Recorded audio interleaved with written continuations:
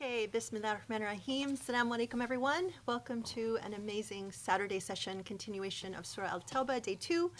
Of course, as always, I have to call out the amazing khutbah from yesterday. It is not yet named because I was literally just cramming watching it as we were finishing, as we were walking up here. Yesterday was one of these crazy days, but I heard probably 95% of it. And what really struck me, again, Sheikh talked about how the body of women have actually become sort of where this proxy war is getting fought for colonialism, and how, you know, we have so many things happening in our world that are just truly devastating, that Muslims are absolutely silent about. I mean, this is an ongoing theme, but, you know, when we get into the examples of, for example, Yusuf al-Qaradawi passed away, and the people that he was very close to, you know, he's a towering figure in Islamic studies, and upon his death, very few, like none of the organizations like Al-Azhar and the organizations that he was involved with, Bin Baya, who was his, you know,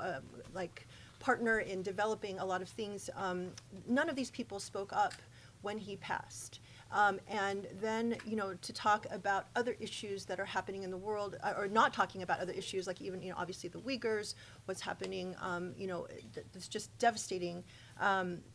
The fact that we are silent is so just, and we talk, but we're not silent when it comes to things like hijab, or, you know, whether you wear it, whether you not wear it, all of these sort of petty things.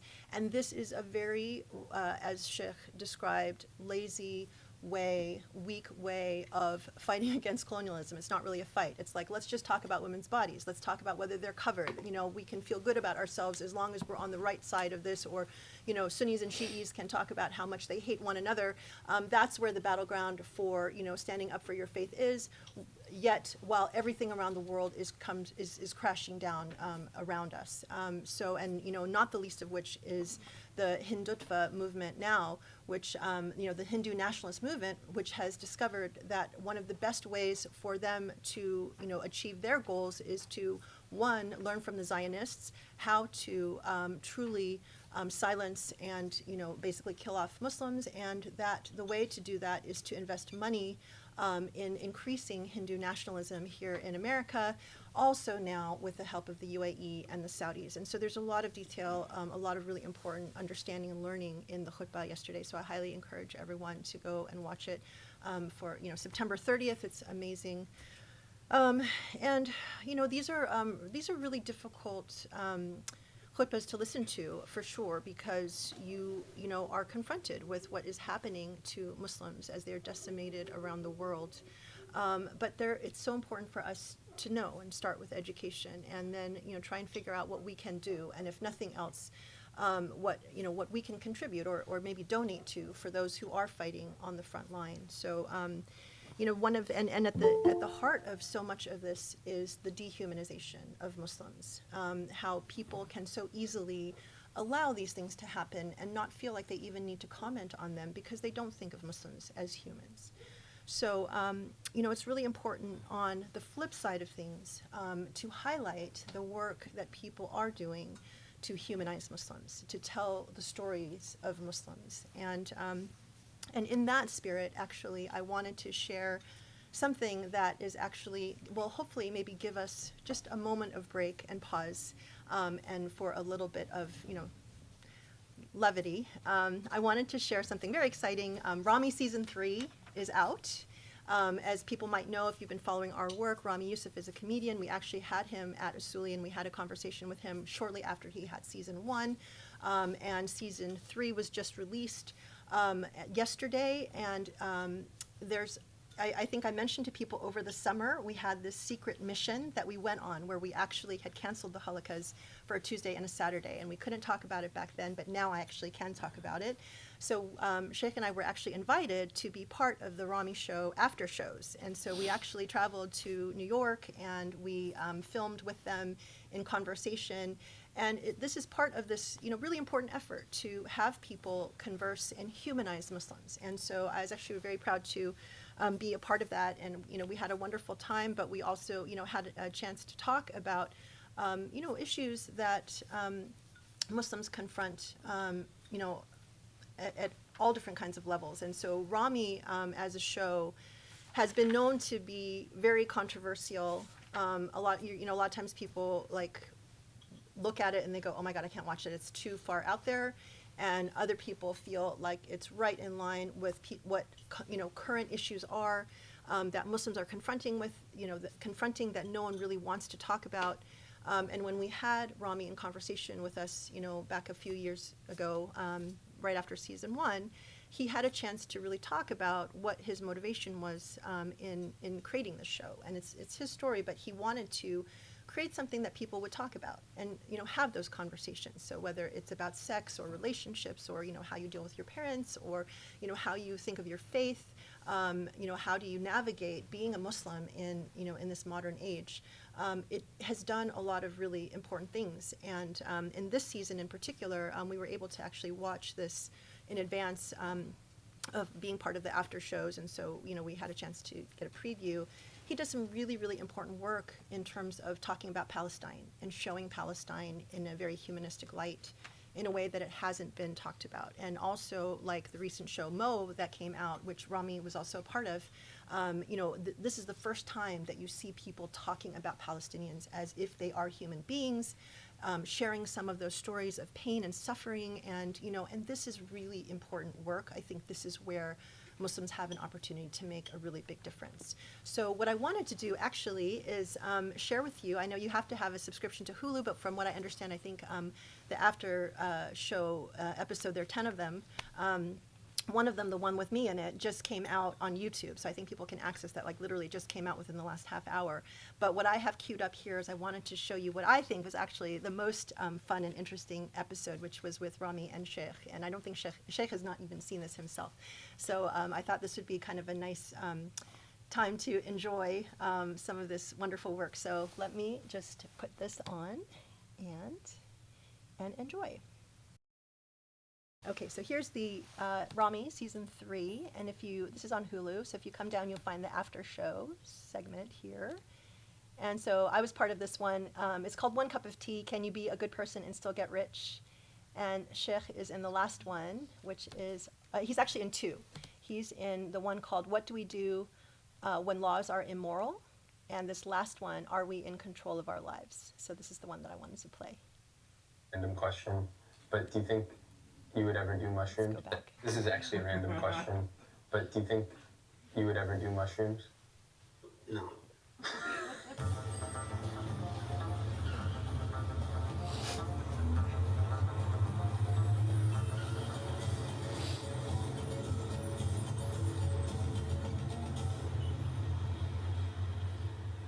The prohibition is anything that compromises the intellect. Even if it expands the intellect and makes it smarter? Well, Okay, where's coffee fall? I've never encountered anyone who commits a crime because they drank a lot of coffee or a lot of tea. I mean, I don't know how it nets out in Judaism, but... Yeah, I mean, I think in this respect, Judaism and Islam differ quite a bit because, in Judaism, we have wine as part of many rituals. Like alcohol is something that is very celebrated in a ritualistic sense. So the whole notion of shifting conscious states is part of spirituality in Judaism. So there's nothing against the use of psychedelics in Judaism. So pro-psychedelics, Pro-psychedelic. anti-shellfish. we do the shellfish, but not the shrooms. We do the shellfish. I think these things might be connected. So are you, in Jewish law, is it permissible if I take cocaine? Just want to know where I'm gonna stand with God if I do it. Right. I'm not a Jewish law expert, so I don't know how to answer that full on. I wish Muslims would give the same response when it came to Islamic law. Oh, to not knowing something. You don't know how profound that is. No, Muslims don't do it because they have access to Islam Q&A. In this episode, the psychedelic kind of opens up a breakthrough of something that's kind of underlying that they need to deal with. It kind of becomes this strange phenomenon of like, okay, you're doing something you're not supposed to do, but then like, well, was it written for you to do that? And I think that's the thing that people who whether they're on a spiritual path or aren't on one are always constantly debating when the concept of spirituality comes up. You know, the whole idea of maktub, what is written, right? Yes. In Muslim culture, there is an enormous amount of misunderstanding about this, because nowhere in the Quran does it say that things are predestined. I've often thought, if why did I end up in the United States while a lot of the people I grew up with, who were never able to leave Egypt, ended up in prison and political prison. It burdens you, right? I mean, Right. It's like, okay, so God chose this for me. How do you express gratitude? How do you live up to the responsibility? I think most things we don't actually have control over, because most things actually function in the unseen realm. And even just thinking about like how much do you know about yourself and your body and the different things that are going on inside, we largely don't know much actually. God's will complements our will. I mean, if you are determined to be a loser, God will send you a lot of signs. God You're a will- loser? No, to change your path, to stop being a loser. Yeah, that'd be crazy. I got those signs. If you ignore the signs, then khalas, it's like, okay. Yeah. You just like triggered like a memory of how I even began writing songs that meant something to me the day that I got arrested, when I had I got a gun charge. And I remember sitting in the car when we got pulled over, and nothing made sense. Like, I wasn't supposed to be arrested. Like, somehow the driver didn't have a driver's license with him. You know what I mean? And then the insurance was just expired in his vehicle, so we couldn't drive it. And every single person that I called to come and pick up the car didn't answer their phone. And so then that led to a search where they found a gun, and then I got arrested for the gun. And I remember sitting in the cell thinking, well, it's over for me. And I couldn't leave Toronto for almost a year. But in that year, I confronted, so much that I was dealing with that I was escaping in the years prior. Wow. And so it was like all of those kind of experiences and those traumas compounding led me to, I think, to an artistry that I didn't even think that I was capable of holding in my body. But you know what? My dad told me that making music was going to keep me far from the faith, and I'm here sitting with the sheikh. It's actually amazing. I really just took it in that I'm here having a conversation with the sheikh because I wrote songs. Your dad was wrong. Music is a path to God. Yeah, it was a path to you, and you are close to God, and now I am, as a result of that, closer to God. But then all of that feels predestined for me. You know what I mean? But if you would have chosen to play video games, you got the creative impulse, and you say, no, I'm gonna go play video games instead. You thwart, and that's why That's where the choice comes in. that's where the choice comes you in. were presented with an opportunity to do the alternative thing, But the thing is, would that always have been my destiny anyway? If that's what was written, I don't think so. There's the Destiny A and Destiny B. Destiny A, if you choose to act on God's gift, and Destiny B, if you choose to ignore God's gifts. Which actually is very much like video games. So Yeah, video right. games are profound. But I feel. I mean, I'm curious. Even in your work, Hadar, because it's such an intersection between art and spirituality. That must feel like a present choice that's always there. Yeah, definitely. I think that sometimes when we think about God, we think of God as an external being that in some ways is like the divine will is being imposed on us, versus actually God lives within us. It's not really one or the other. It's actually more of a co-creation process. And I certainly feel this way as an artist and as a spiritual teacher, that I'm actually co-creating with God, with the divine. So I make a step, God make a step, we meet each other, and then we take a little break, we discuss, we're like, did that work out? No, I think it's also interesting seeing with Rami's character on the show, because, a lot of times we make choices or we take actions and we don't think that it's going to catch up to us, because, obviously we're living in a time where there's really such a high level of lack of accountability from multiple beings, multiple systems, and men for sure. And we see this also with Rami's character. That's what I'm talking about. But I like that. Rami character, you know, I mean, I'm gonna just take the hit for all of us and say, yeah. Wow, thank you. We need more men like you. Yes, and just tell me what's next. Yeah, for me, I think that what it means to be a person who's devoted to God is to live in spiritual integrity, which means to have accountability.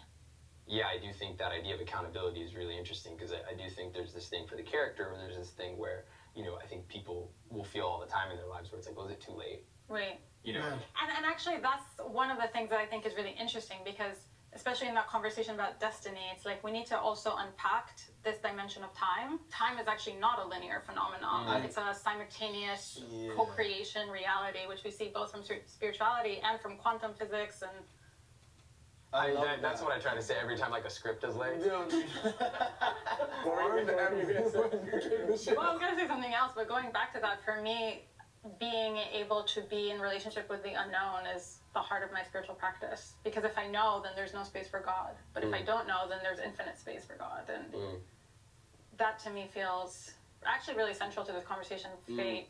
You know, I've been lucky to have experiences in my life that felt spiritual. I mean, like even when I was like 19, I remember all I wanted to do was act, and I didn't know if I should be acting or if I should be, you know, going to college, and I was actually going to become a lawyer because I was like, that's like professional acting in a different way. I'm learning that. No, I wasn't, but I remember, you know, I had gotten Bell's palsy where I couldn't move half my face for like 7-8 months. You know, I was unable to move it, and I remember thinking, wait, like, I'm going to be an actor, but is this some sign, is this some fate of like, I shouldn't do it or I should do it? And I remember almost kind of like, looking really inwards, and I just kind of made a deal with myself as to what I wanted it to mean. Because I think there were people in my family who were like, look at you wanted to go out and do this acting, this comedy, and it's like, you know, God took away your face. And then I remember being like, well, do I want to think about it that way, or do I want to reframe it? And I remember choosing, no, actually, I'm going to interpret this as, if I get better, then it's all I'm going to focus on. And if I don't, then I'll drop it. And then it did get better, and then I was like, okay, I got to listen to this, and this is all I'm going to do. Joe, that's and that was like that was my choice. So I was saying that this was really interesting. When we went, we actually were talking, you know, in conversation for probably 30 to 40 minutes, and they got edited down to between 8 and 10 minutes. So you kind of get the flavor for what it was. But obviously this is so powerful because these are really interesting conversations. You know, they raise really cool issues.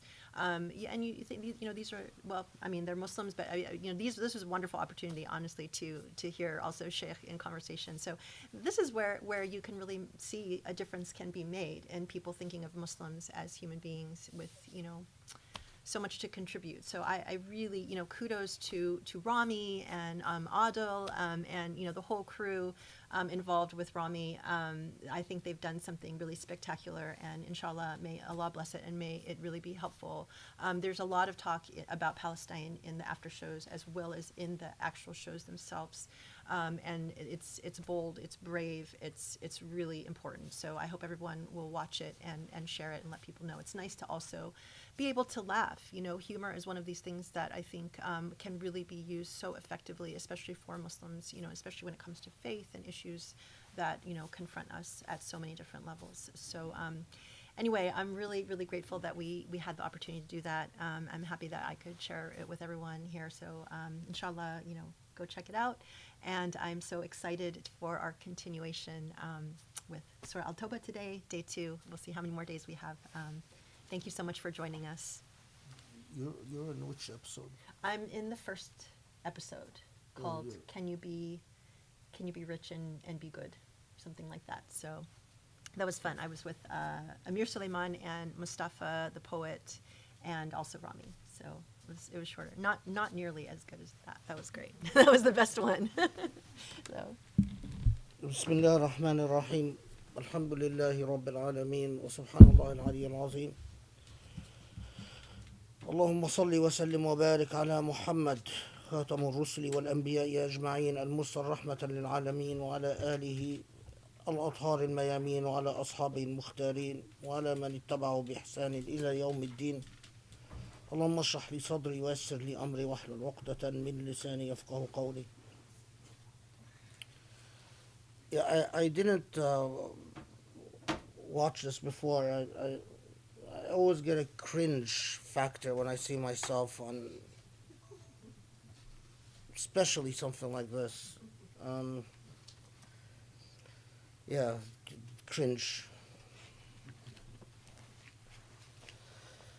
Okay,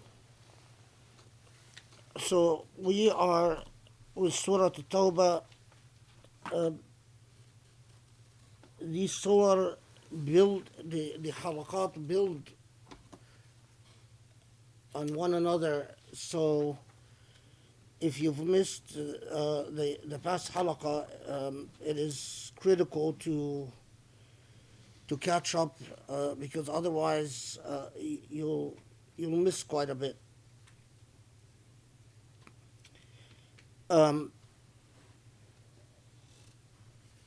But one of the to recap so we can move on. Where did we stop, you guys?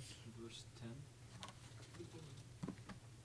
10. Is it just the first 10? Verse 10. Yes. I have Really? verse 10 as my last. Oh, Yeah, we did 9. okay. Okay, so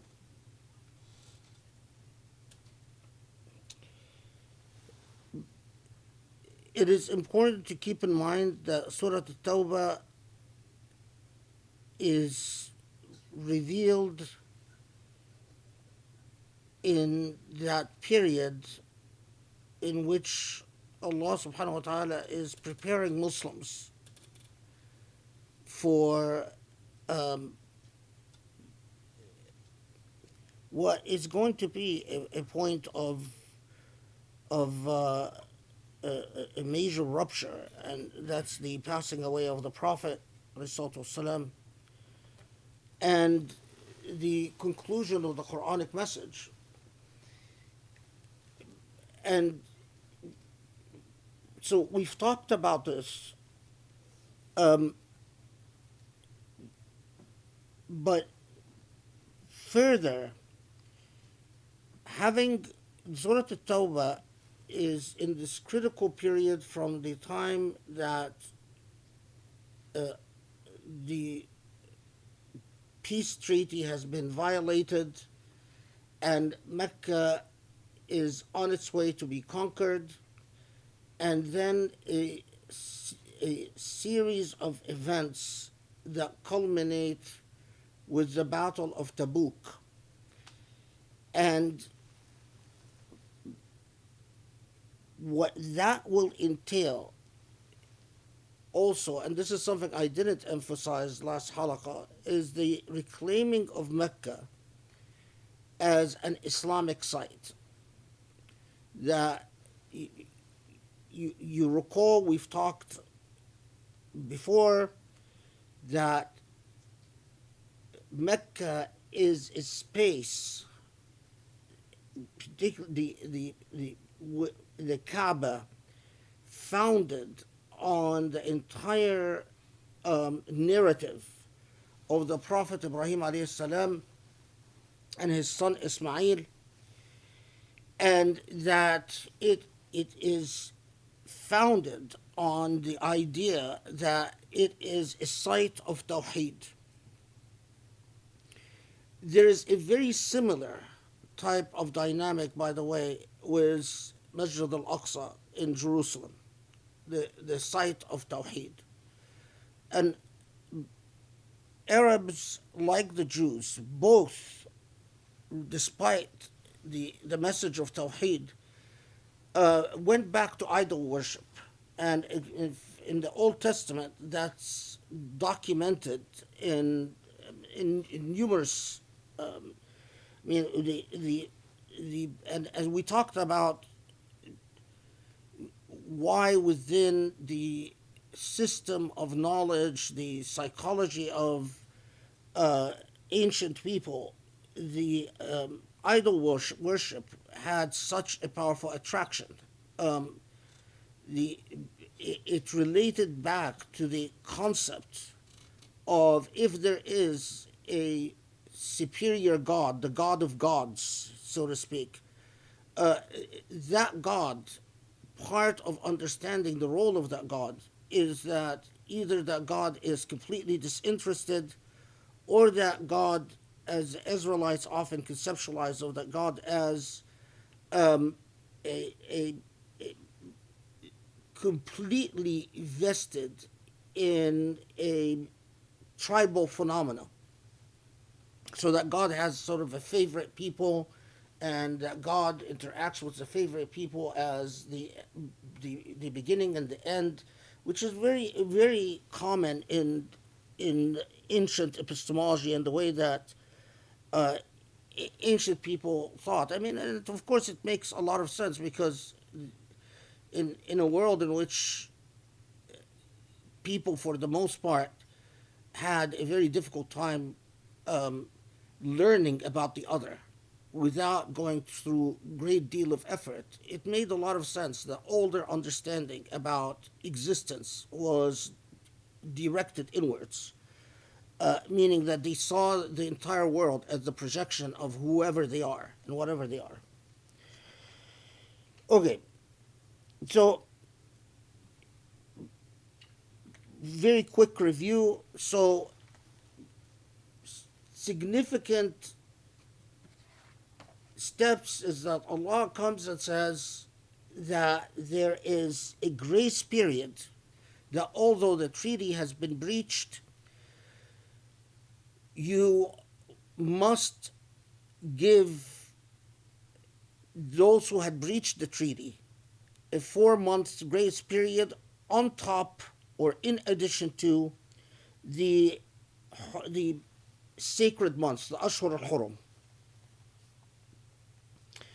And that beyond this date, you revert back to a state of warfare, which, as I said, was presumptively, I mean, the only reason, and the modern mind often forgets this, the only reason that we don't have a state of warfare of all against all in the present moment that we live in is because of something called the United Nations Charter. And it was something that the superpowers, after a previous failed experience, the League of Nations treaty, the League of Nations Charter, which dissolved after World War One. But the superpowers, basically, of the world set up a structure where you, in a very nominal way, you have a choice not to join this massive international worldwide treaty, the UN Charter. You have a choice not to join it. But if you don't join it, the consequences in terms of the hegemonic power of the victors after the World War II would make your existence extremely difficult. So by the mere fact that nations found themselves in a situation where they had no choice but to join this treaty, to become a signatory to the UN Charter. And the UN Charter, whether it in principle says a prohibition against wars and aggression, a prohibition against the use of force in international affairs, preserving the right to self-defense.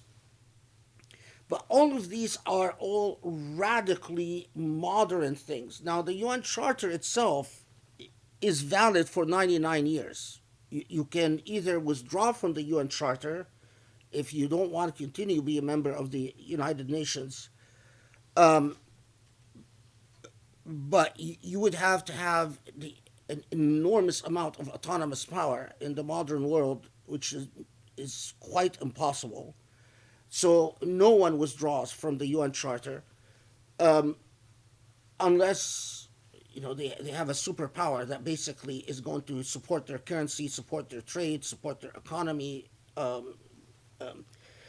But for that charter, we go back to the presumptive state of war of all against all. That is the presumptive state. Now, how do you get beyond the presumptive state? You get beyond the presumptive state by basically either concluding treaties or developing a custom, a practice, a habitual practice, where your custom, the customary practice you've developed, is that you don't do war with X people or Y people. But beyond these two exceptions, you go back to a state of war against war, of all against all. Now, I emphasize this because it is very important in understanding what the Quran did. When the Quran says in Surah Tawbah, as we saw in verse 5, that beyond the 4 months grace period, beyond the sacred months of Ashur al-Hurum, be in a state of constant alert, constantly ready to engage the enemy. The interesting question in this is the fact that the Quran created a 4 months grace period, and the fact that the Quran affirmed the sacred months of, so in other words, the fact that the Quran honored a principle of non-violence for even a period of time is what is noteworthy. It is what the normative point that you take away. But the fact that basically the Quran says, well, there is no treaty anymore, and the sacred months have passed, so make sure that you are going to go back to a state of war, because that's the presumptive state. So make sure that you're ready for it and make sure that you don't lose. That's not remarkable. And that is a consistent problem, while people who study the Bible and who write about war in the Bible understand this point quite well, because they're anchored as historians, and they are not apologists. They don't have to worry about whether they're being judged by the other. The other, it hardly even occurs to them as they're doing whatever they do about the Bible. Muslims are in a very different state. Muslims are constantly in a defensive posture, constantly in an apologetic posture. And apologists make horrible historians. Apologists create a normative world, or create a narrative that is divorced from, the apologists twist the arm of history so that history will end up serving an ideological goal, which is just horrible for ideology and horrible for history, for both. Okay. So you are then commanded, you are then to resume, it's not even, so you will resume a state of warfare, but in the state of warfare, what is of interest, as I emphasized last time, is that you must be in constant state of readiness. The idea that a Muslim would be placed in this situation and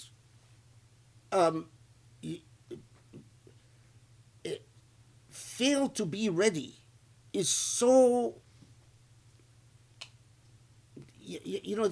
as Sheikh Ghazali, Muhammad Ghazali used to say, that the idea of a loser Muslim, the idea of a weak Muslim, the idea of a Muslim who is unable to confront challenges in life and overcome these challenges is so alien to everything that the Quran says and everything that was taught by the Prophet ﷺ.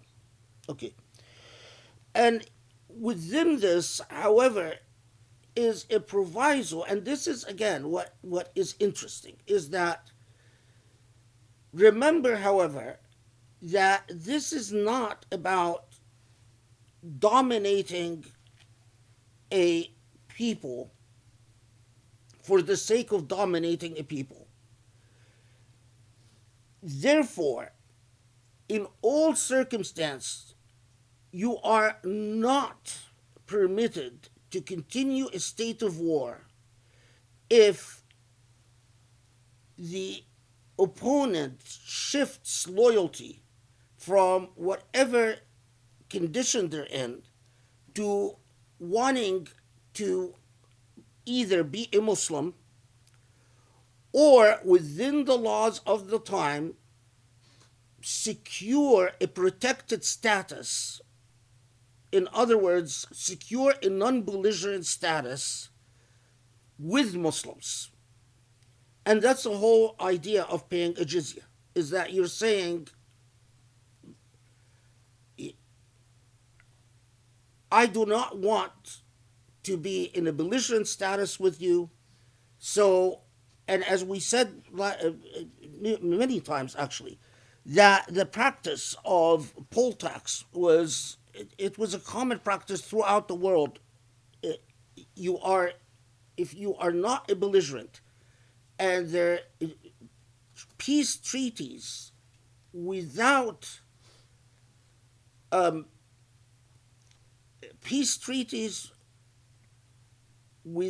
consideration, meaning without some type of exchange, were extremely rare. In either a peace treaty will involve one party paying a sum of money to another party, or parties will exchange surety. And the surety was often that you exchange human beings that are held as collateral for the conclusion of the peace treaty. So if you violate the peace treaty, I get to execute the 10,000 people that I hold. And interestingly, it is Muslims who rebelled against that practice of human beings as surety. In the ancient world, it was quite common. But that's another story. And, because Muslims sometimes they did engage in it, but they were always they've always tried to resist it, and eventually they were successful in not practicing it. But it took time. I mean, it took centuries. Okay. And of course, just you remember 6, that another unusual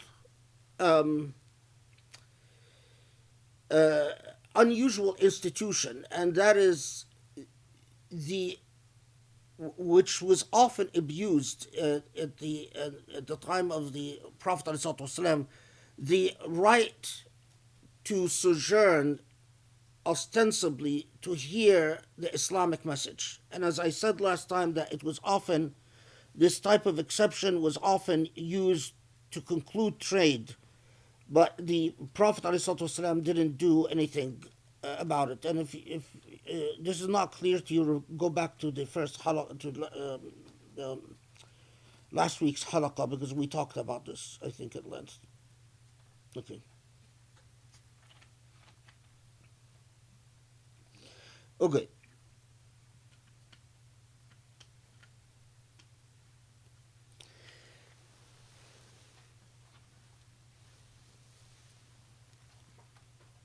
So, what is most fascinating about Surah At-Tawbah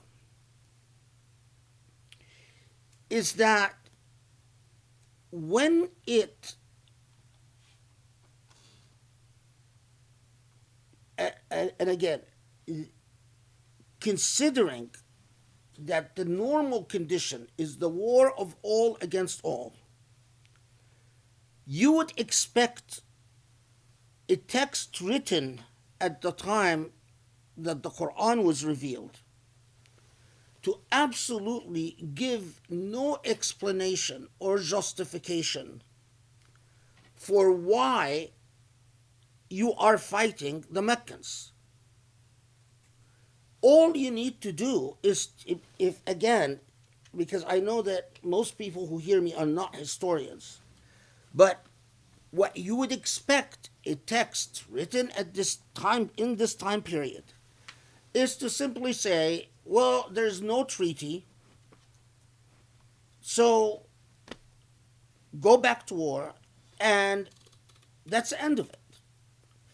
So what is actually remarkable is that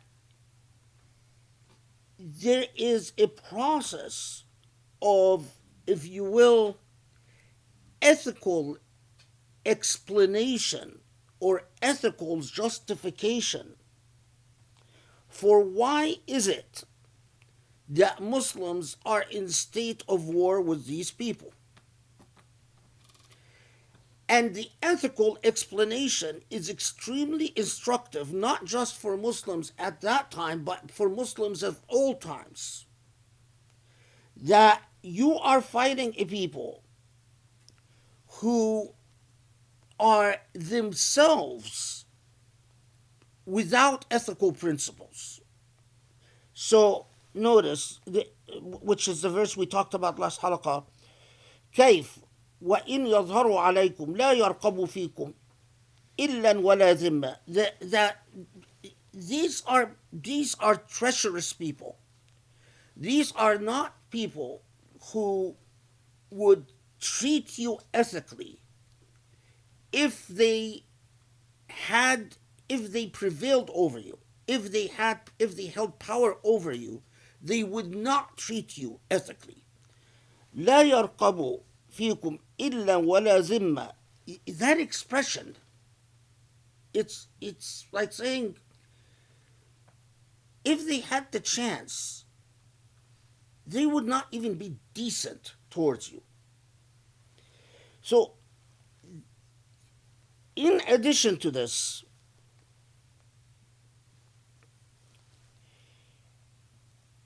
and again, you notice in 10, لا يرقبون في مؤمن إلا ولا ذمة وأولئك هم المعتدون. They are aggressors because their attitude towards believers is that basically they don't have a right to exist. This is what should capture your attention, because that is what is unusual. But then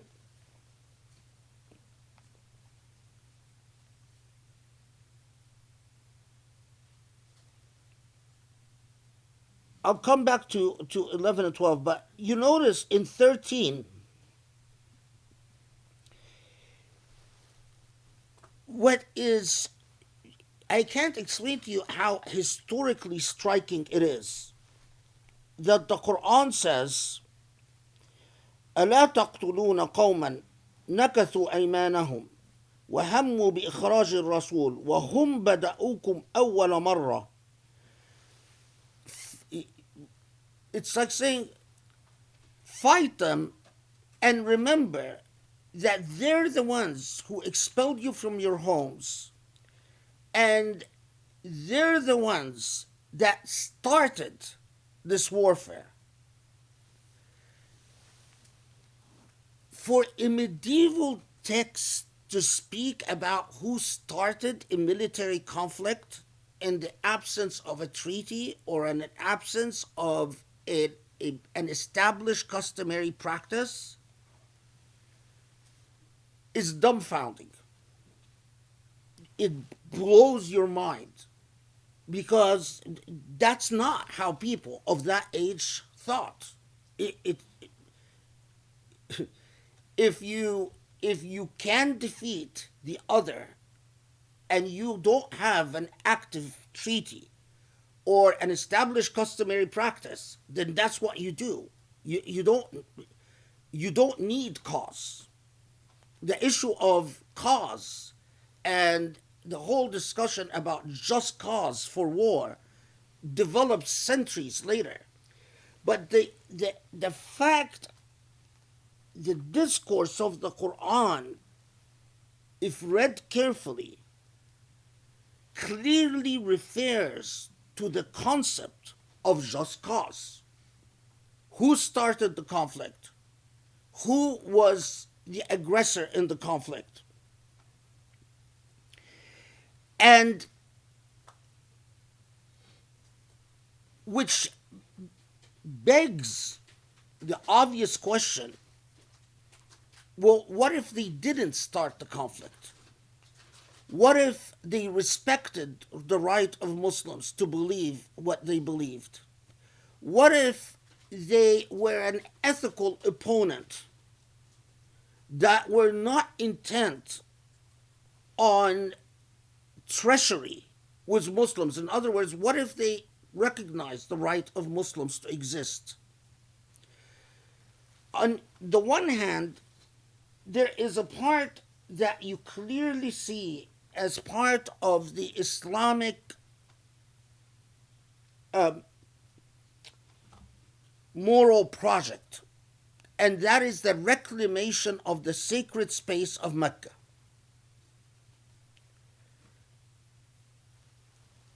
But beyond the reclamation of the sacred space of Mecca, the moral implications of the Quran talking about the reason you are in a state of war with these people is because they started it, and they threw you out of your homes, and that they are treacherous and they don't respect your right to exist. And as we will see later on, it's even the Quran even it emphasizes that, again, a historically very unusual element, and that is, I'll show it to you when we get to it, because it's hard to articulate in the abstract. Okay.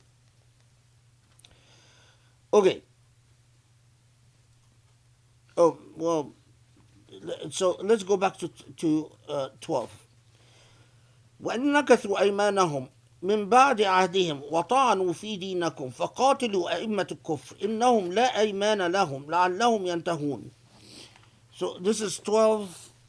Muhammad Asad translates it as, but if they break their solemn pledge after having concluded the covenant and revile your religion, then fight against these archetypes of faithlessness, who behold have no regard for their own pledges, so that they might desist from aggression.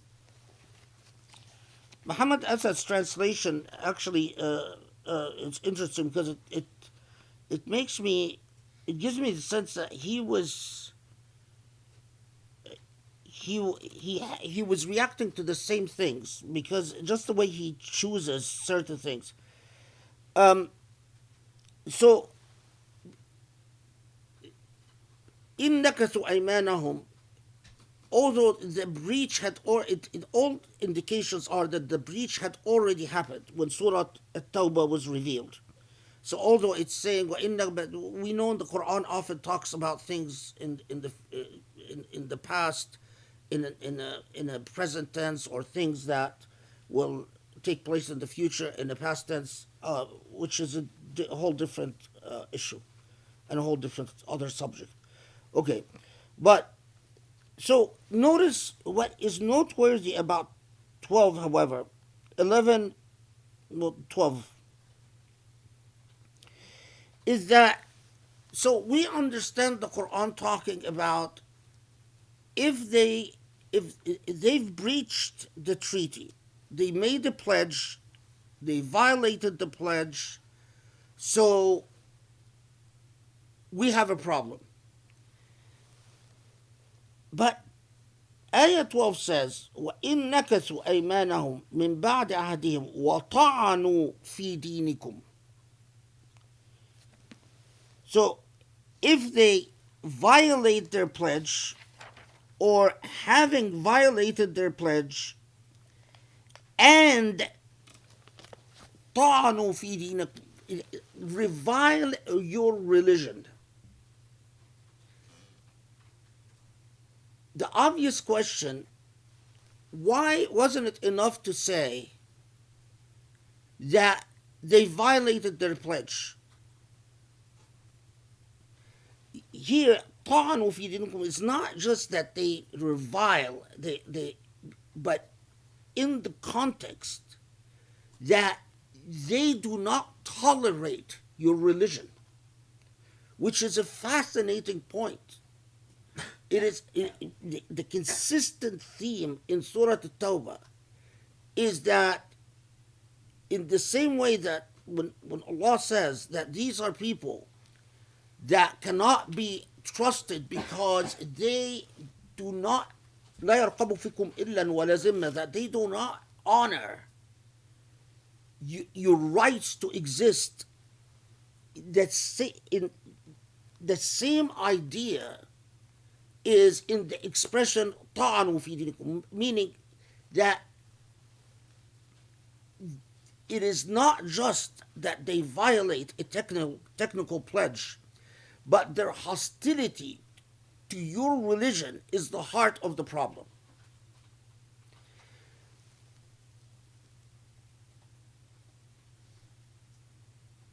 This, I mean, think of normatively what Allah is telling us, and as we mentioned last halaqah, that the obligation, the battle in peace is often much harder than war, because in order in peace to have the type of strength that would preserve your right to exist, it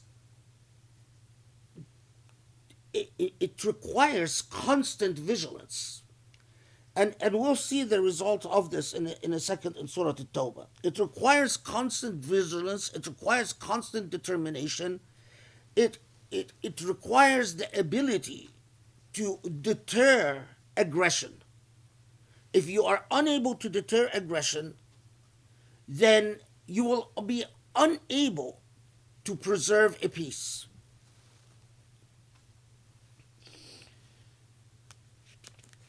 Okay. So, Allah reminds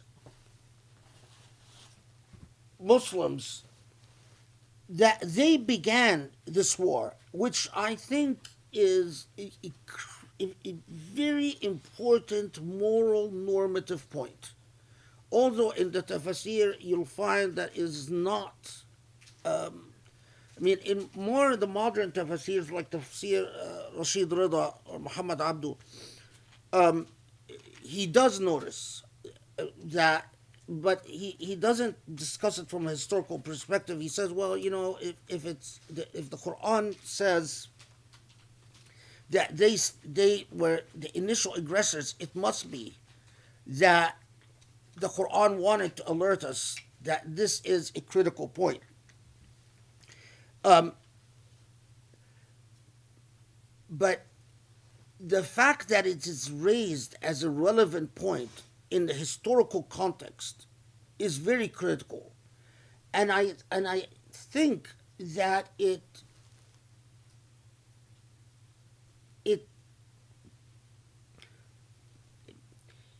points to the continuous relevance of this book and the normativities that it sets in motion.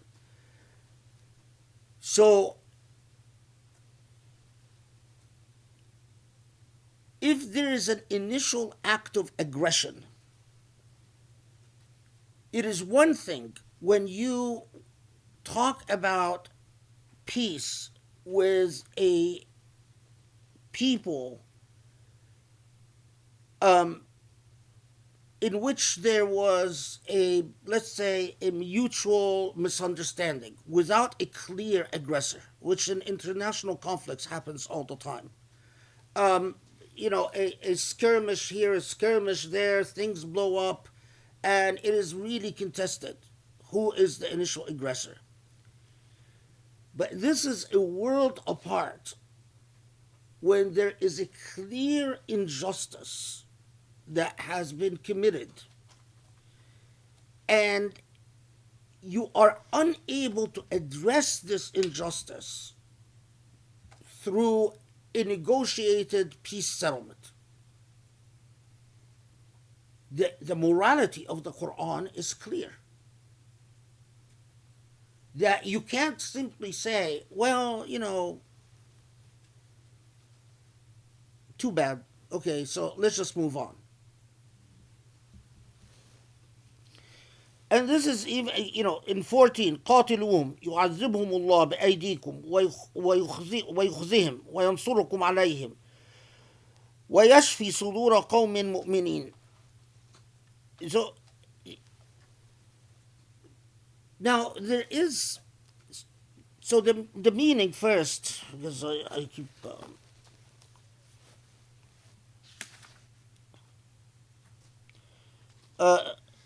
so the translation of 12 that we talked about, but if they break their solemn pledge after, no, we actually already read that. So okay.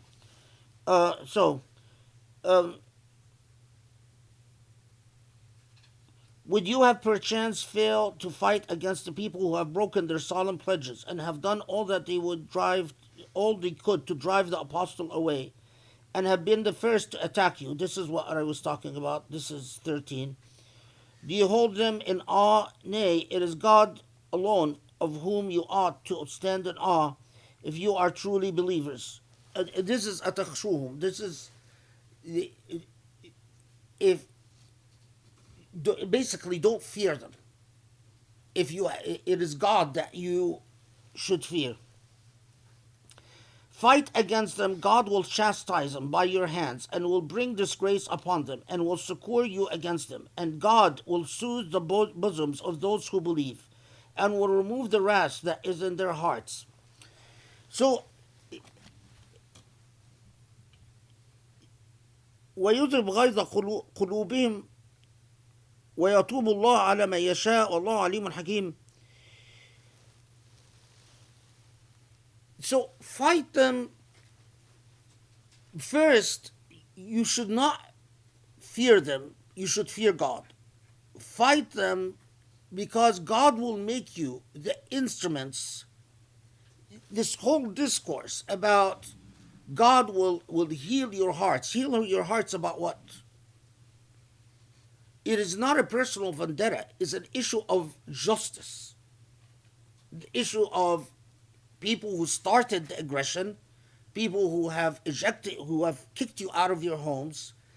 And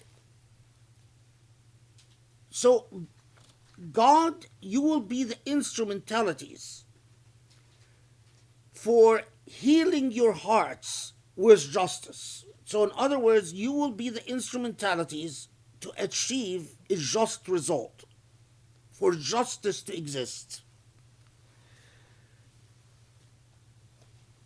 There is an interesting debate. Is this a promise only to the Prophet ﷺ and his companions in that specific battle? Or is this promise transferable beyond? The implications, of course, are profound, because if you say that this is just for the Prophet, then Allah is giving no assurance to anyone beyond the Prophet ﷺ and his disciples that this assurance was only limited to the Prophet and his disciples. If you say it has,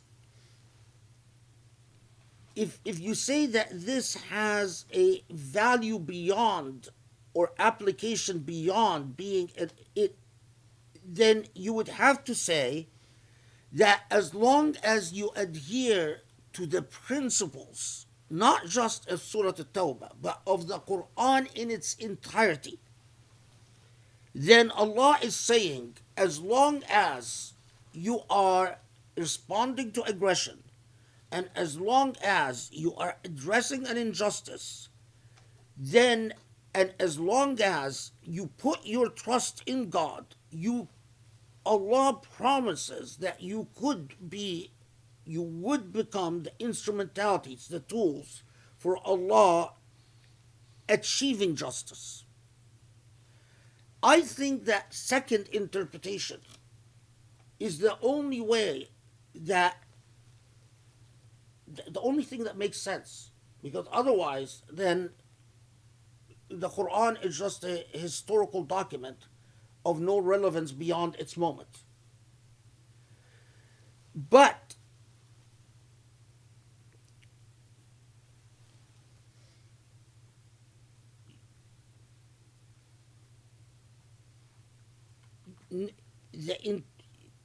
notice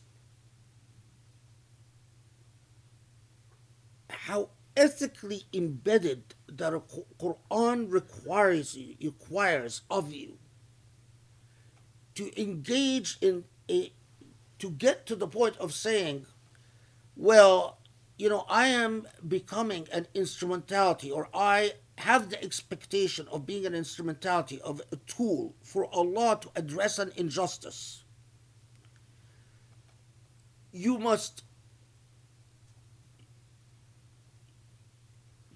be at par with the moral demands. So, to put it quite simply and quite bluntly, and you'll see in Surah At-Tawbah, and maybe I'll skip just ahead and let the cat out of the bag a little bit. Surah At-Tawbah will talk about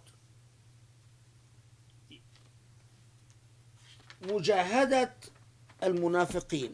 It will talk about resisting the hypocrites within your society, and will even talk about people who commit acts of dissension that are truly dangerous, like building Masjid al-Dirar, which we'll talk about inshallah.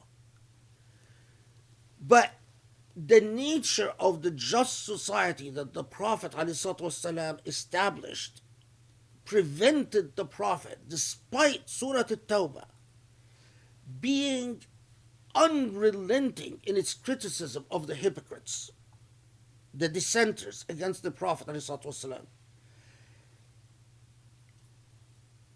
We don't see the Prophet ﷺ responding to Surah At-Tawbah by promptly throwing those concerned in prison, or executing them, or torturing them, or exiling them, despite truly testing the limits, testing the limits of tolerance within the parameters of the historical society that existed then and any other historical society that would exist thereafter. I think that the only reason that the Prophet ﷺ didn't move against the hypocrites in a preemptive fashion, or even in a fashion that would neutralize the danger and the harm that they posed. And although we know that these are the same people who afterwards were responsible for the apostasy wars, so it's not like they're harmless, cute people. These are people who, after the death of the Prophet, so why didn't the Prophet move against them? Any reasonable, truly introspective mind, it is the Prophet ﷺ was underscoring the importance of a just society in which people have rights. All the people, even when they are committing politically, even when they're dissenting against the Prophet of God, they are still entitled to their dignity. And since there were no laws that would clearly prohibit or even, as we will see, even when it was clearly, the Prophet would have been justified in punishing these people, but he would always err in the side of benevolence. I don't think he was teaching us political naivety. I think it was underscoring the danger of a society that feeds on each other, a society that persecutes each other. That society will not be capable of maintaining the types of ethics that the Quran established throughout the Mecca period and throughout the Medina period in order to become the instrumentalities of God's justice.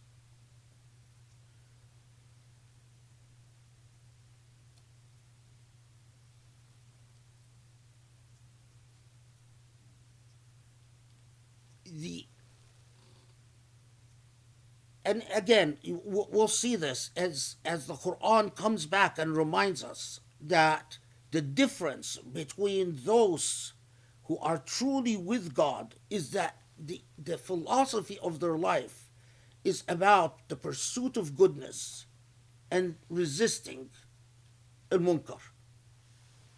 Anyway, I skipped ahead. We'll come back to this. Okay. So, now, so after that, Allah is saying, okay, so fight them because you will be you as at the time of the Prophet ﷺ, you in fact will be the instrumentalities for addressing these inherited injustices that all of you know about and all of you experienced.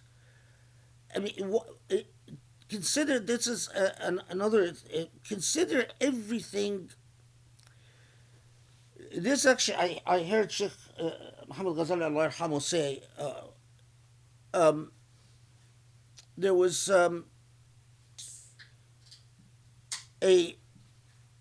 a guy that asked him. I don't remember the name of the guy, but anyway, he said to him, we live in a society in which the expression, the Quranic expression, وَيُذْهِبْ غَيْظ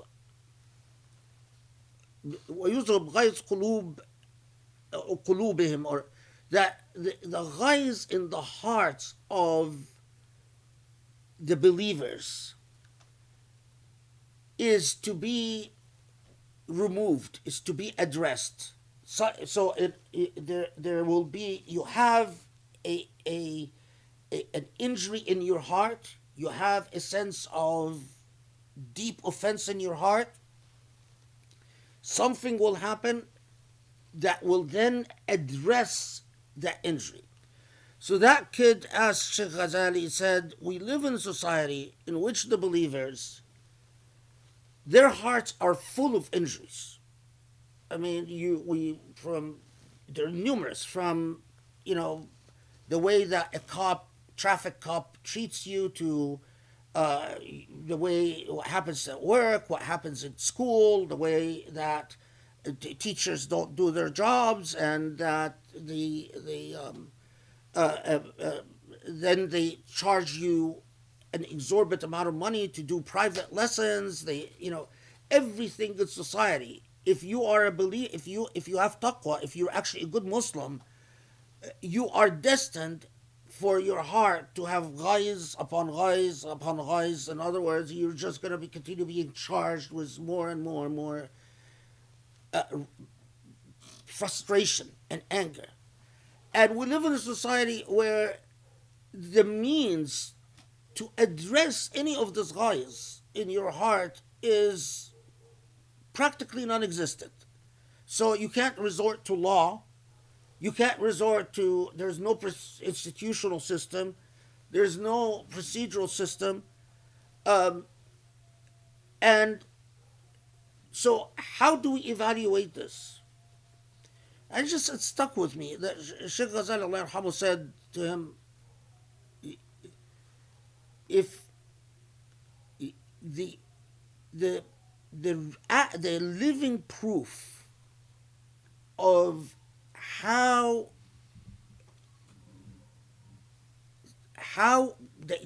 much we strayed away from Islam is the fact that we've created societies in which the mu'min, ghaiz, rancor, this frustration, will build in the heart of the believer into mountains without a means to address. Sheikh Ghazali was saying that you want a yardstick to evaluate whether you are a Muslim society or an un-Muslim society. Look at whether a mu'min is destined to have ghais upon ghais built in their hearts, and whether there are means to address it. And he was talking to, of course, this was a very different time where still we had hope of change and hope of things happening and that we could do something. He said, when you guys are thinking about the Islamic State to come, because back then we were dreaming of Islamic State and all of that. Think of what institutions you can build so that ghais would not exist unaddressed in the hearts of Muslims.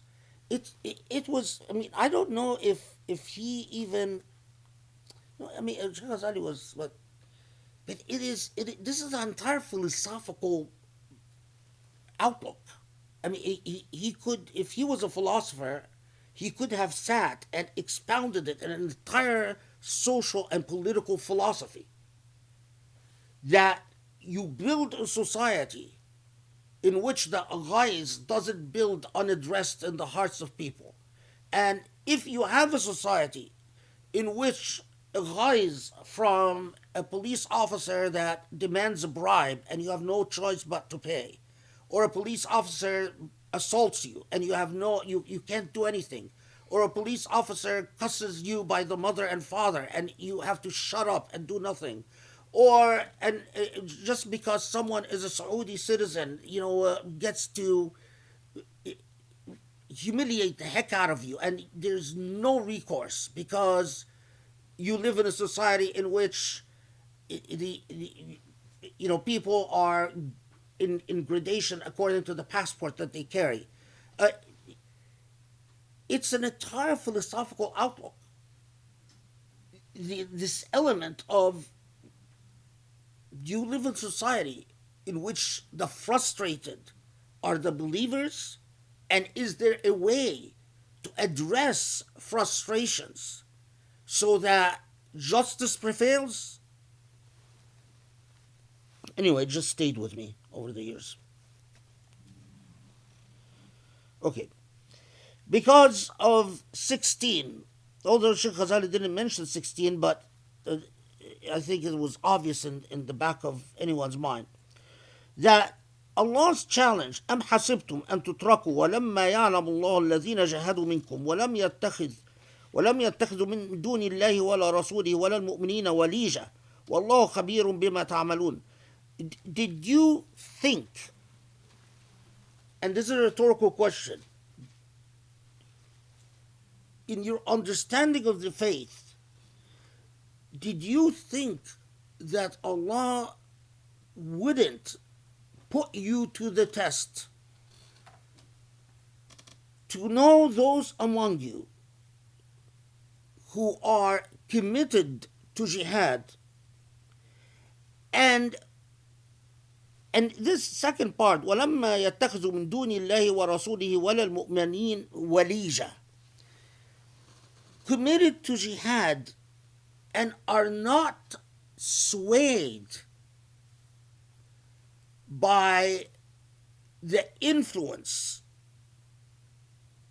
or by divided loyalties or otherwise swayed by the others, so that their commitment to God, to the Prophet, and to believers is unclear. It's like saying Allah is testing the purity of your commitment and your jihad. In a word, your willingness to sacrifice.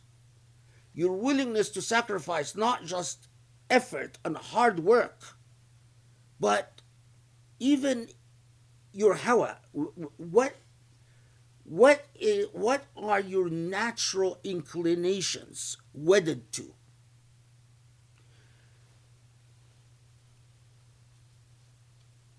You see, if regardless of how a person tells themselves, I am committed to, let's say, I'm committed to jihad. I want to sacrifice in God's cause. But if their psychological framework, if their impulses, if their state of consciousness is working against them, the jihad in itself will always be corruptible.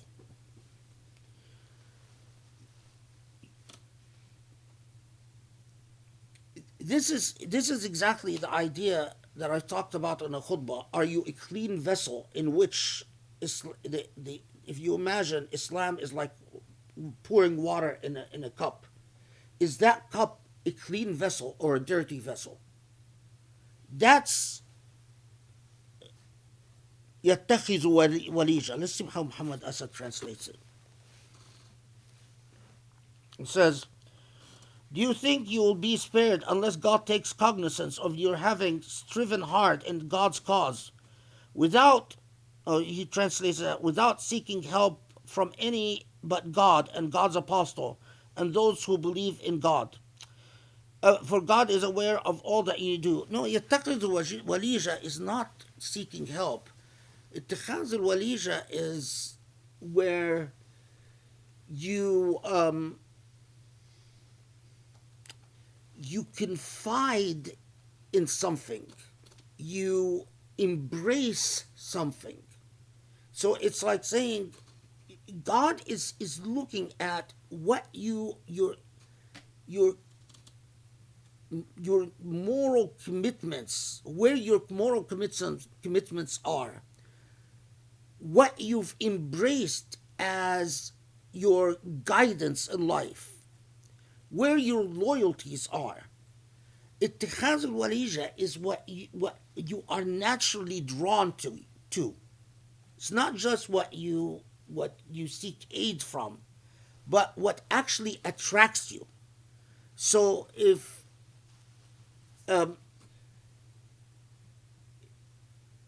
if I witness an injustice and my natural inclination is, well, I want to draw closer to the stronger party, the unjust party. So, I find myself wanting to go chat up the party that committed the injustice. That's اتخاذ الوليجة. That's what attracted you. That's what sort of your and the nature of that vessel that your jihad will pour into.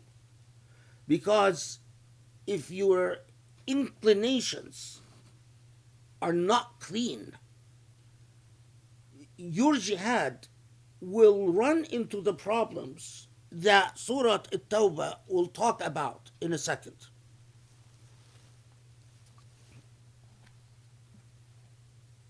Okay. Then, after 16, we shift gears to Surah At-Tawbah clearly asserting the Islamicity of Al-Haram. So it is clearly saying that this space, which was a space founded on monotheism, must be reclaimed as for its original purpose. And that is why ما كان للمشركين أن يعمروا مساجد الله شاهدين على أنفسهم بالكفر. It cannot be that this sacred space is claimed by those who in fact understand and violate its sacred status, its status as territory, space claimed by Allah subhanahu wa ta'ala. It is a masjid, and that's imarat al-masjid has to be by من آمن بالله واليوم الآخر وأقام الصلاة وآتى الزكاة ولم يخش إلا الله فعسى أولئك أن يكونوا من المهتدين. This is 18. So the care of a masjid, and remember that Allah calls Al-Haram al-Makki a masjid and refers to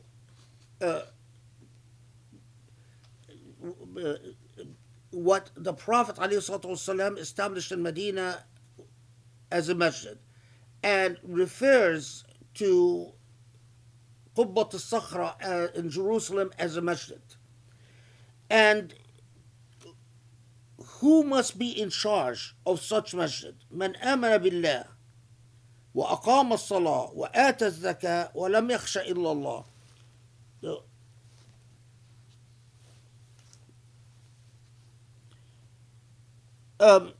Who should tend to God's houses of worship except those who believe in God and the last day and is in constant prayer, understands what prayer is and in fact upholds prayer, expends in charity, and stands in awe of none but God, for only as these may hope to be among the rightly guided. This has always, وَلَمْ يَخْشَ إِلَّا اللَّهِ, has always, I mean, you go back and you think of the status of Mecca. Are the people who are responsible for Amarat al-Masjid people who stand and give the Trump administration billions of dollars and nickel and dime Palestinians and even cut off Palestinians completely, and are these lam yakhshu illallah? I don't know. I mean, leave alone whether Israel used to allow Palestinians through the Jordanians a certain amount of autonomy in taking care of Masjid al-Aqsa. Israel has steadily, especially after the quote-unquote peace agreements, capitulation agreements that the Emirat and Bahrain and Sudan and Morocco have signed, they've practically removed all authorities from Palestinians. I mean, you can't even change a light bulb in Masjid al-Aqsa without the Israelis being involved. Leave alone decide who can come and who can leave. The imam who gets to be the imam, is controlled by the Israelis. If you appoint someone who says anything the Israelis don't like, they immediately get arrested. And so, and that dimension is completely absent from Muslim discourses.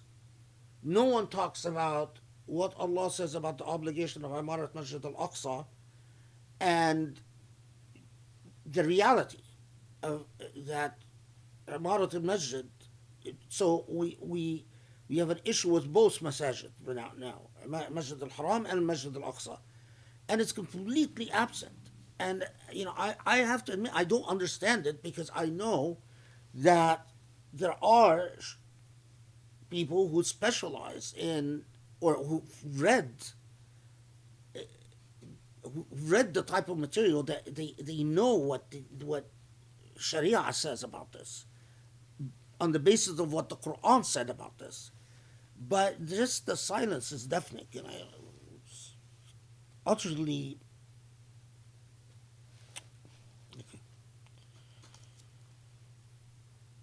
Okay.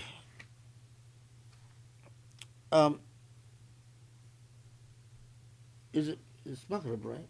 What time is it?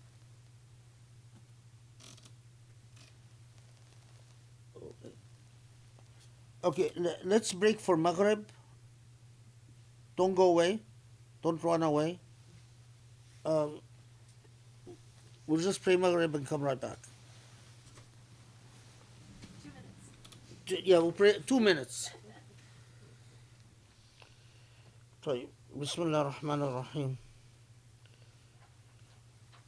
We're at 19. أجعلتم سقاية الحاج وعمارة المسجد الحرام كمن آمن بالله واليوم الآخر وجاهد في سبيل الله لا يستويان عند الله والله لا يهدي القوم الظالمين الذين آمنوا وهاجروا وجاهدوا في سبيل الله بأموالهم وأنفسهم أعظم درجة عند الله وأولئك هم الفائزون.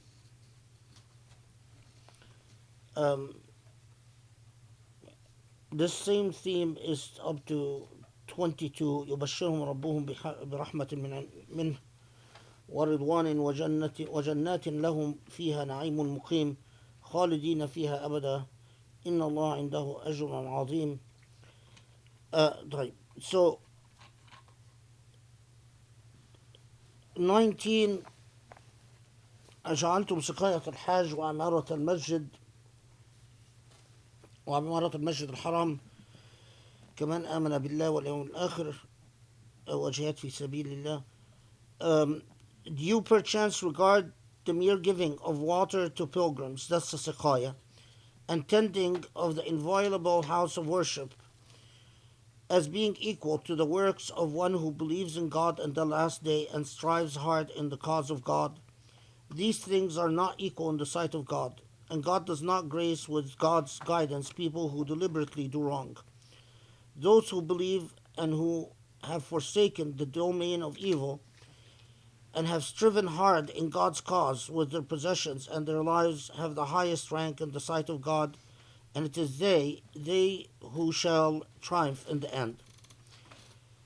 And then their sustainer, their reward with God is then set out in 21 and 22, the glad tidings and grace and so on. The tafsir generally say that Siqayat al-Hajj was an honored age-old tradition, custom. A family would be entrusted with providing water to pilgrims.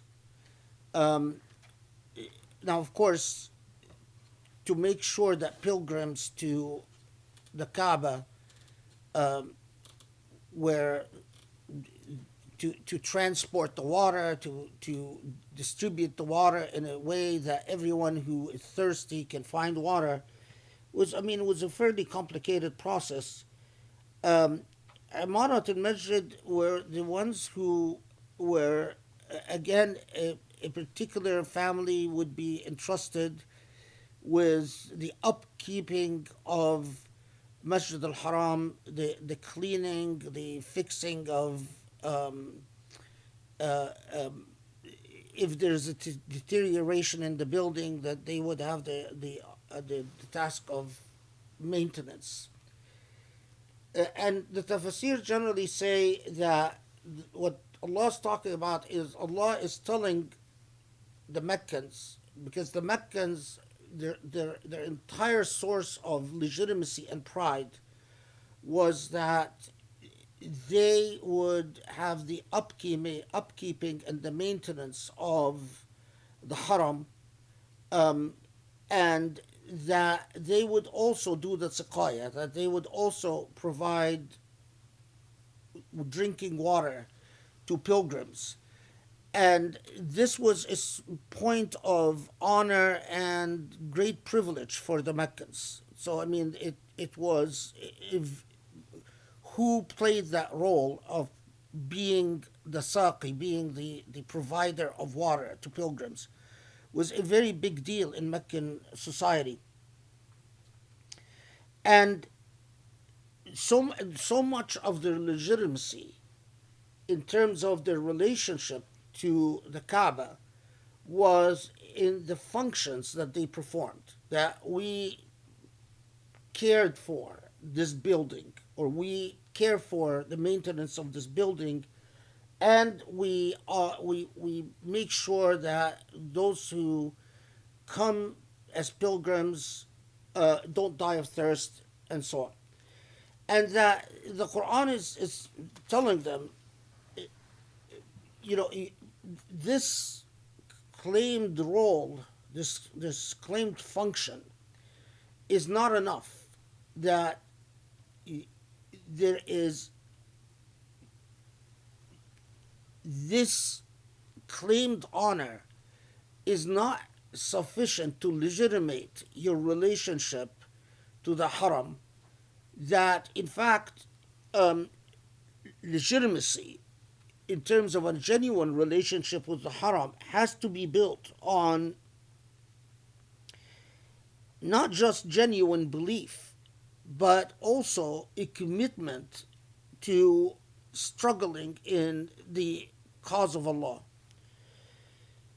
And that then it is countering the claim of legitimacy. And it's certainly I think certainly Surah Tawbah, in the context of putting the Meccans in notice that Islam is reclaiming this site to monotheism, I think that it is quite a defensible interpretation of the ayah. But there are other reports that you find in the tradition, again, whether claimed as occasions for revelation or not, but these reports say that upon when it became clear that the Mecca will be conquered and that the Quraysh will not be able to resist Muslims. And as I said before, I'm convinced that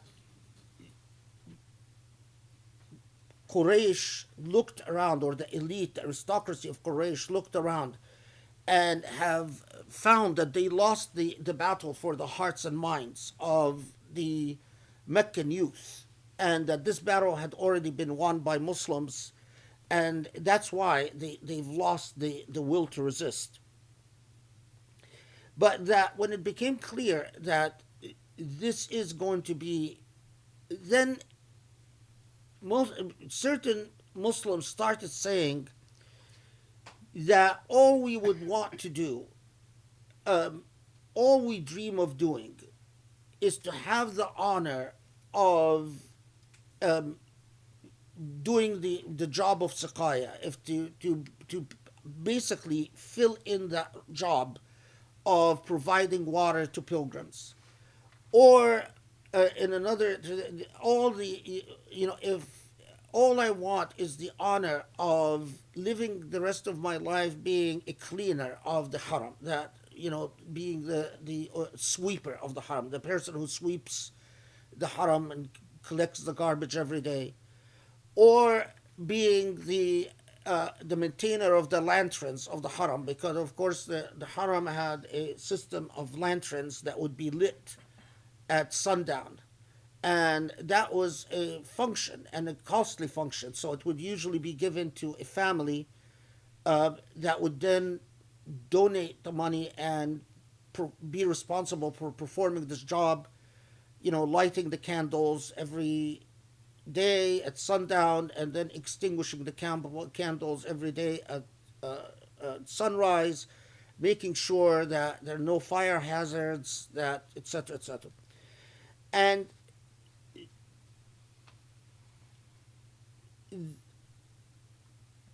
the Quran comes in and tells these Muslims that, and I think this is actually a really important point, that if you think this is what the Islamic role of taking care of the haram is about, you're wrong. That it is not sufficient for you to just be functional caretakers. That is nowhere equal to people who actually are, and as we will see in Surah Tawbah itself, that the jihad, in the sense of not necessarily just warfare, but jihad in all the senses of struggle in the way that of Allah. Now, this would seem like a minor point, but it's not. Because look at even Mecca today. Usually, the claim of legitimacy is, well, look, we perform the functions of caretaking.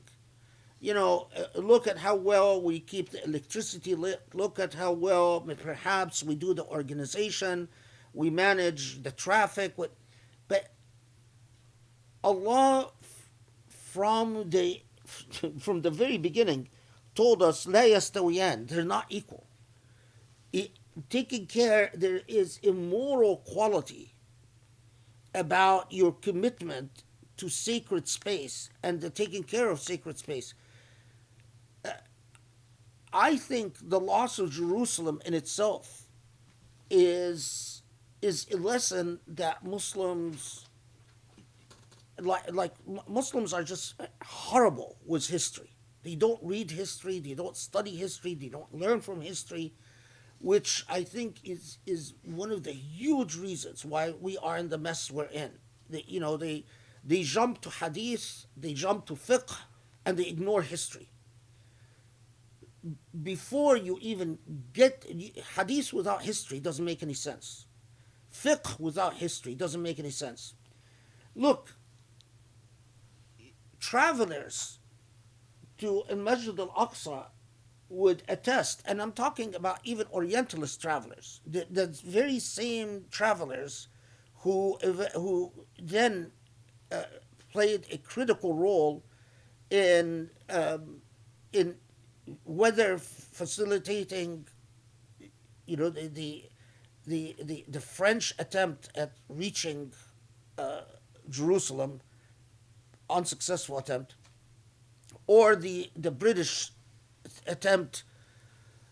Most of the British army that conquered Jerusalem, unfortunately, was staffed with Muslim soldiers. But anyway, the actual taking care of Mecca in terms of the technical functions of Jerusalem was very well managed. I mean, people would attest that as they approached Jerusalem from the desert, it was always very well lit, it was very clean. Everyone would comment about how clean and how shiny and how polished and how. But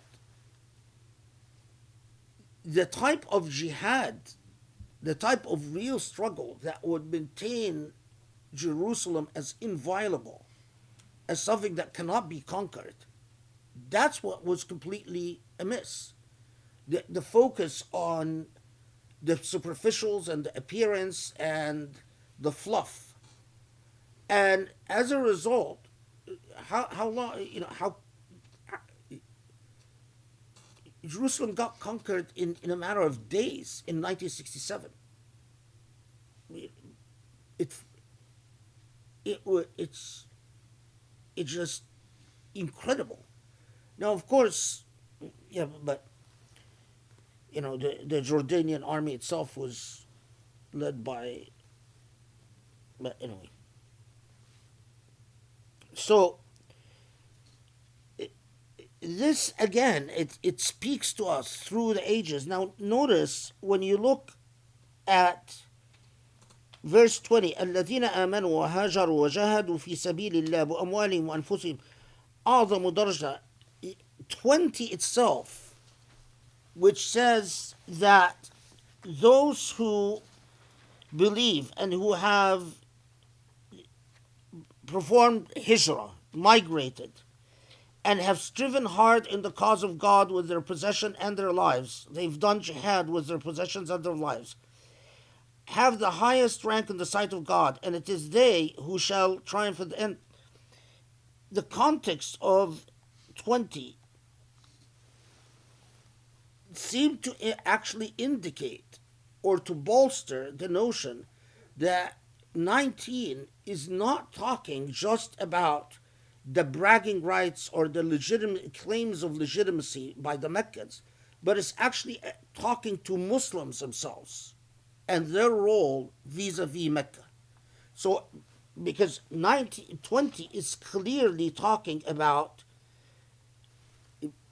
those who believed and did hijrah and did jihad with their bodies or their lives and their money. أعظم درجة عند الله, that they are superior to who? Superior to other Muslims. So it's saying that those who actually struggled and sacrificed, that's more meaningful in terms of their relationship to the haram, as opposed to people who imagine that, the extent of our relationship is that, or the bragging rights will be that we will be the ones who keep the haram clean, or we will be the ones who maintain the haram, or we will be the ones who do the siqaya.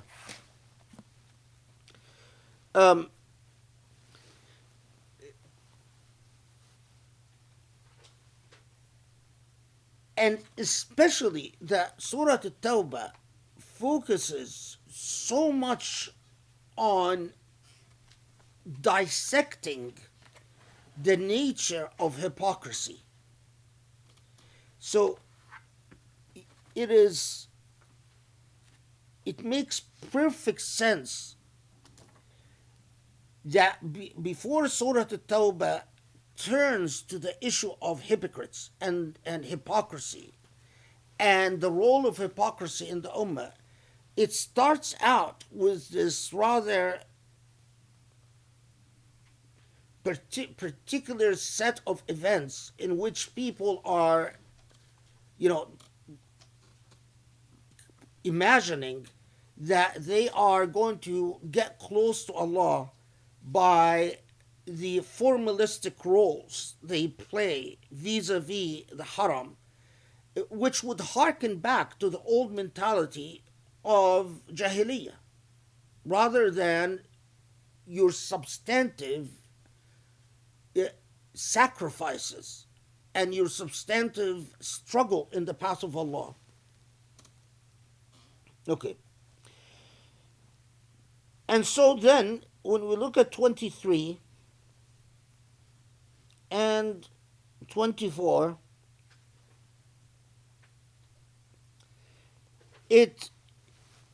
the context then makes sense. يا أيها الذين آمنوا لا تتخذوا آباءكم وإخوانكم وأولياء إن استحبوا الكفر على الإيمان ومن يتولهم منكم فأولئك هم الظالمون قل إن كان آباءكم وأبناؤكم وإخوانكم وأزواجكم وعشيرتكم وأموال اقترفتموها وتجارة تخشون كسادها ومساكن ترضونها أحب إليكم من الله ورسوله وجهاد في سبيله فتربصوا حتى يأتي الله بأمره والله لا يهدي القوم الفاسقين. Probably one of the most foundational revelations of the Quran, because it lays it bare. It just, and this is not, of course, the first time that the Quran says something like this, but saying it in this context, when Muslims have triumphed over Quraysh, and the sense from either those who are starting to talk about, oh well, what we're going to do for the rest of our lives is be the upkeepers of the Kaaba, or being doing the Sakaya or whatever, that they're this natural inclination, oh well, okay, so now we can sort of relax and reap in the benefits of victory. But it is at this point, Surah Tawbah comes back and says, first in 23,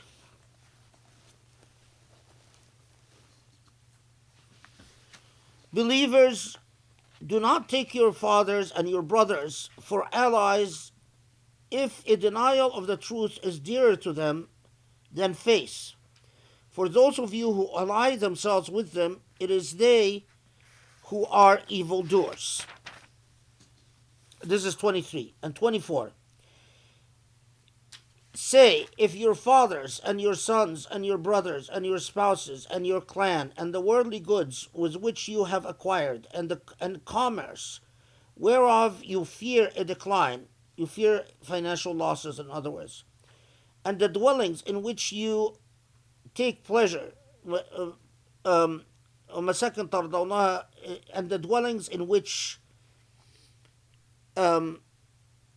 you acquire and you nestle in, sort of. If all of these are dearer to you than God and God's apostle and jihad in God's cause, then wait until God makes God's will manifest, and know that God does not grace iniquitous folk with God's guidance. فَتَرَبَّصُوا حَتَّى يَأْتِي اللَّهُ بِأَمْرِهِ وَاللَّهُ لَا يَهْدِي الْقَوْمَ الْفَاسِقِينَ. Okay, so first, there are reports when it comes to 23 that say, these are reports, some are reported by Mujahid, others are reported by the way of Ibn Abbas, that said that there were individuals who having converted to Islam, failed to do hijrah, and especially the Ibn Abbas reports say um, that those who had failed to do hijrah, that every time they attempted to do so, their spouses or their children would start appealing to them that if you migrate, we will have no one who's going to take care of us. They would start, basically putting emotional pressure, and that they would then weaken and fail to do hijrah. And it claimed that, at least in these narrations, that this is the occasion for revelation for 23. Now, of course, the problem with this is the chronology, is that 23 is revealed in all likelihood after, either shortly before the fall of Mecca or shortly after the fall of Mecca. And the ayat that spoke about those who converted and failed to do hijrah were revealed much earlier. So it doesn't make a lot of sense that these would be the occasion for revelation of these ayat. That, now in the 7th year after hijrah, that Allah is talking again to the people who had failed to do hijrah, when in reality, and this is a topic that has not been sufficiently researched, it seems like after the Treaty of Hudaybiyah, those who had converted but remained in Mecca became the uprooting and the undermining of the power of Quraysh. I mean, Quraysh, as I said, woke up one day and looked around and realized it has lost the battle for the hearts and minds of the youth. And the aristocracy was there, but without anything that they could root themselves into. Which again, if you learn from history, losing the battle for the hearts and minds of the younger generation is the sure way to ensure defeat. If it is older people can make determinations, but unless it is the younger generations who still have that energy,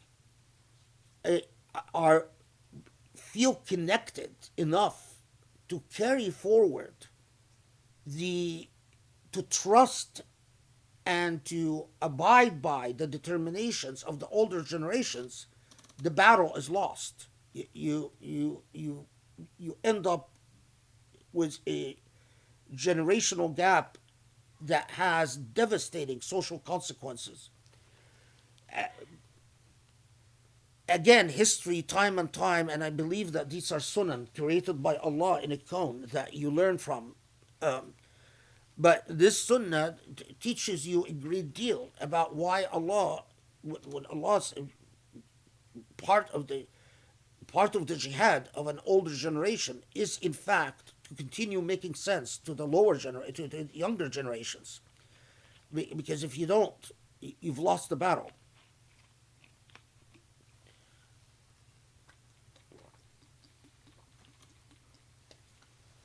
Anyway,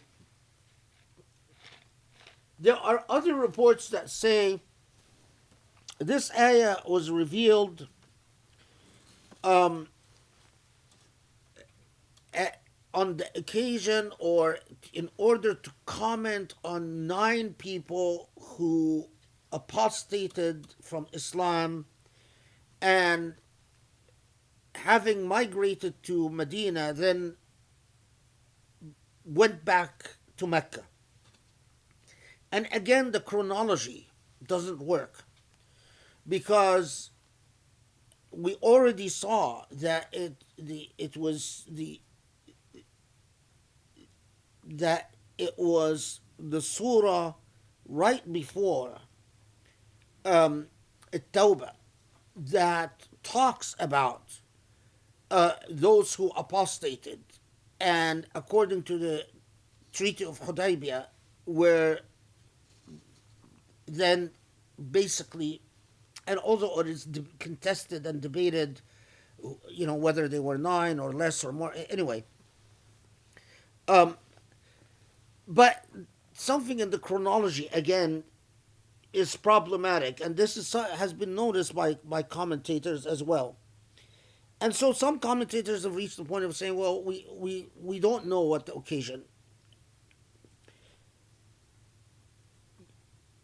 I think at this critical point, and considering that Surah At-Tawbah is going to be laser focused on diagnosing the problem of nifaq, the occasion for revelation is obvious. That Surah At-Tawbah knows that there is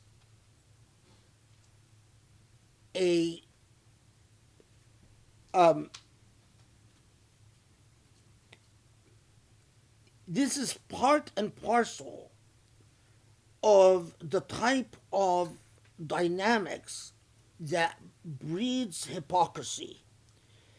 Is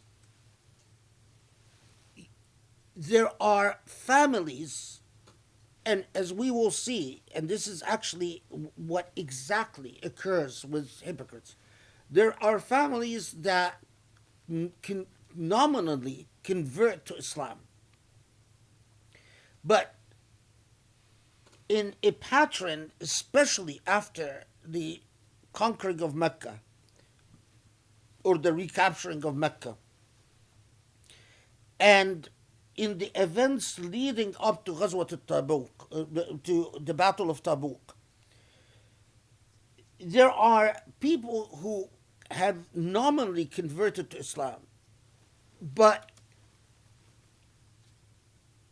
although converting to Islam, or sometimes even, which is again a historical phenomenon that is not paid enough attention to, having an ambiguous status vis-a-vis Islam.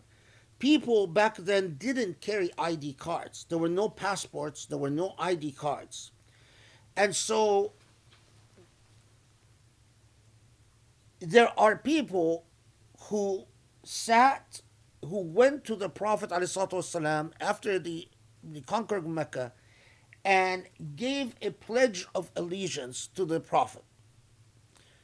Took the Shahada before witnesses, but if you read all the reports about those who went and gave the pledge, it is no way it was the notables of Mecca. In other words, those whose absence would be noticed. But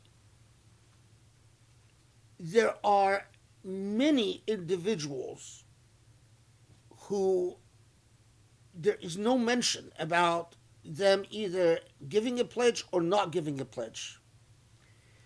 But some of these same individuals later on, we would hear of, or we would read reports of tensions about either their children fighting in Ghazwa Tabuk, or after the death of the Prophet ﷺ, fighting in Hurub al-Ridda on the side of the army of Abu Bakr's army, that their parents would oppose, that their parents would actively try to get them, or in fact sometimes even complaints that their loyalty was separate from the loyalties of their parents. In other words, their parents were sympathetic not to the Abu Bakr's army, but were actually hoping that Abu Bakr's army would be defeated. We have the same type of these narratives in the Ghazawat of Umar ibn al-Khattab. So if you're doing a careful analysis, what becomes clear is that there are people who, although their children had converted to Islam and were zealous enough to want to fight in support of the Khilafat Abu Bakr or in the armies of Umar ibn Khattab, their parents were objecting. And from the objections of their parents, it is ambiguous whether these parents were Muslim or not. In fact, some of these reports say the children are describing their parents as kuffar. So the Quran is anticipating a very real issue. Very soon after the conquering of Mecca, and when the tide has turned and there is a lot of incentives for people to have either Muslim status officially or to have ambiguous status vis-a-vis Islam, a lot of the committed are going to find themselves in a situation where privately, where the phenomena of hypocrisy that Surah Tawbah talks about, where their intent to perform jihad in Allah's path, to commit themselves to jihad, will be criticized by their families. And that is why in istahabbu kufra an al-iman, ala al-iman, all forms of kufr, istihbab kufr is to actually your hawa, your natural or your whims are consistent with of not being a true, sincere Muslim believer. And so the grafting of saying, well, this must be talking about those who didn't do hijrah, or this must be talking about those who committed apostasy, it's forced. There's no need for it. It's clear that what 23 is doing is anticipating an ailment in what produces hypocrisy. Those who will convert but will soon confront the problem that Surah At-Tawbah itself will greatly elaborate upon, of divided loyalties. Their families, they will have fathers and mothers and spouses who in every real sense are not real Muslims. And their preferences are not consistent with, not like the preferences of those who did hijrah or those who have been committed in a state of jihad for many years.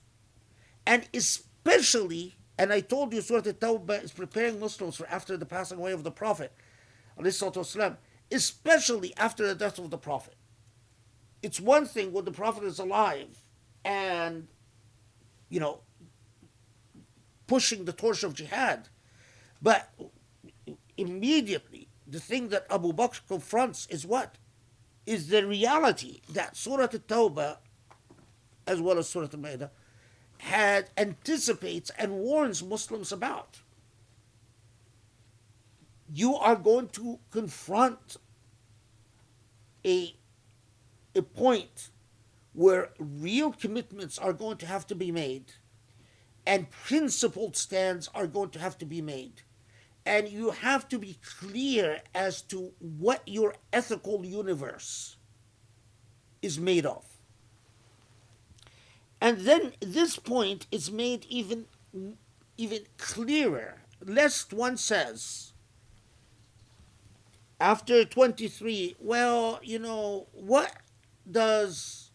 level of commitment is needed? There are many gray areas. And 24, which is probably one of the most challenging revelations of the entire Quran, that Allah lays it out quite bluntly and simply. Listen, if your fathers, your children, your siblings, your husbands, your wives, your clan, your tribe, your material possessions, your business, meaning your careers, or the homes that you cherish. Now, the homes that you cherish, because that expression, مساكن ترضونها أحب إليكم, that, because it's idiomatic a little bit. مساكن ترضونها doesn't mean that I love God more than I love the architecture of my home. It means being settled in my home is dearer to me than struggling in the path of God. Put bluntly, simply, jihad requires that you leave your home and you travel and you go on the path of jihad for months at a time, years at a time. Masakin tardawnaha, that expression means, no, I don't want to travel. I don't want to leave my home. I'm comfortable and I can't disrupt my life. So, and that expression, فَتَرَبَّصُوا حَتَّى يَأْتِي اللَّهُ بِأَمْرِهِ, wait until Allah, because Allah doesn't say X or Y will happen. It simply says, wait until you see. It's like saying, wait until you see the consequences of this. That is far more terrifying than Allah saying, so wait until you are conquered, or wait until you lose this or lose that, or wait until Allah impoverishes you. Because when you say wait until you see the consequences, leaves open two possibilities. That the lessons of the people who received a prophecy and failed the prophecy and suffered through natural consequences, natural disasters. Natural disasters means God's wrath. So like Qawm Ad wa Qawm Lut wa Qawm and so on, which Surah Tawbah will refer to late in a bit. But تربصوا حتى يأتي الله بأمره, it refers to another segue or another possibility, and that is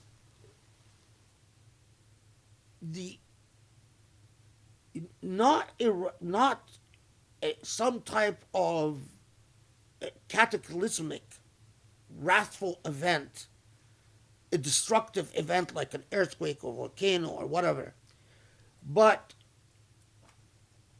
what Allah alludes to elsewhere repeatedly that you are no longer the khulafa Allah fil ard, that the khilafah would be taken away from you.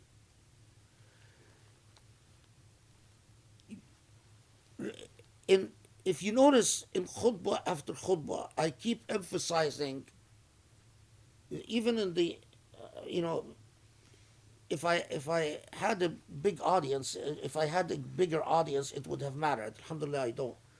But because I said something like, I talked about the sacrifices and the commitments of the Zionist founders.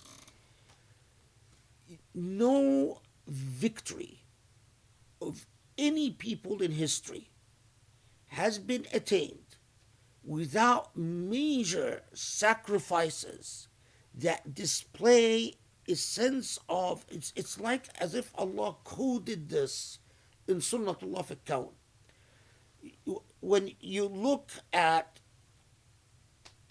what gave birth to what the trauma of colonialism, it was, if you didn't have cumulative generations of people willing to risk everything, get on a ship, travel in the high seas, risk never coming back, as many of them didn't. We often focus on we don't focus on the type of investments that went into victory. That's the fact of the matter. All the scientific discoveries upon which colonialism was built was founded on people who were experimenting. And do you know how many scientific disasters resulted from experimentation until people found the one thing that gave them the type of edge, the type of thing that allowed them the power? Without commitment to ideas, without commitment to dreams, without aspiring and saying, I am willing to sacrifice all for what I aspire for, don't expect victory. It doesn't happen. That's the Allah's sunnah in creation. Imagine every trade route, every navigational route, every scientific advancement, the amount of sacrifices, people who remain vested in what is familiar, and people who continue thinking of, well, I have, I look to what my entitlements are, what my entitlements are, and I do not place a commitment, a principle, an ideal before my relations or before my material belongings. And that is why the expression فَتَرَبَّصُوا حَتَّى يَأْتِي اللَّهُ بِأَمْرِهِ, I've always considered remarkably profound and also terrifying. It's like Allah saying, okay, fine, just wait until you learn the hard way. It is terrifying. And so in a nutshell, unless you Muslims are willing to make the type of sacrifices, I mean, again, Islamic history is not claimed by Muslims. But I wish modern historians would start re-examining the micro sacrifices that were made. We often read Islamic history as Muslims went to battle against the Sassanids and it was a victory. Really? You think you're taking on an empire with centuries of technological advancements and you just want a victory over them like that?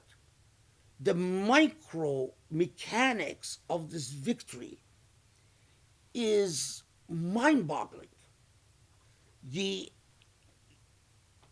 attempt to win the propaganda wars, if what we would call today in propaganda wars, to win the hearts and minds of the common person in the street, to get them to break away from their priestly class, to get them to disconnect from their willingness to sacrifice their lives for their Shah, their leader, to put their trust in the hands of Muslims, is a story that has not been told. Of course, Orientalists are not interested in the story for the most part. The investment in in even just Muslims bringing in people to train them on the type of technological equipment and the building of military hardware so that they can fight the Sassanids is again a story that you unless it's mentioned here and there in primary sources, but historians for the most part have left it untold. The story of Muslims and Palestine, Muslims and Egypt, the microdynamics, the thick description of the story, numerous acts of amazing commitment and sacrifice. In the same way that all the story, even the story of something like advancements in the history of Muslim advancements in the science of dissection, the obsession, the commitment, the willing to sacrifice your entire life to learn a language so you can translate texts, just so you're able to read these texts and travel great distances, take enormous risks to acquire a set of knowledge just so you can achieve a relative advancement in understanding the function of a kidney or the function of the pancreas is, again, I keep saying it, if Muslims are a people without a history, and a people without a history can never challenge a people with a history. But as long as you don't lose your commitment in the process as a Muslim, for all those Muslims who want to counter colonialism, commit yourself to discovering Muslim history, but without losing your identity as a Muslim in the process. Because if by the time you make it, you're a historian, but you no longer think or feel like a Muslim historian, then we haven't achieved anything. Then you're just going to be another replica of another Orientalist. Dime a dozen. Useless. They write a history that interests them from their own set of moral and ethical and ideological commitments. And that is why they will never think about what is it that Egyptians found appealing in Muslims kicking out the Byzantines from Egypt. Why is it that the Coptic Church celebrated the Muslim victory over the Byzantines and saw the Muslims as liberators? And these types of...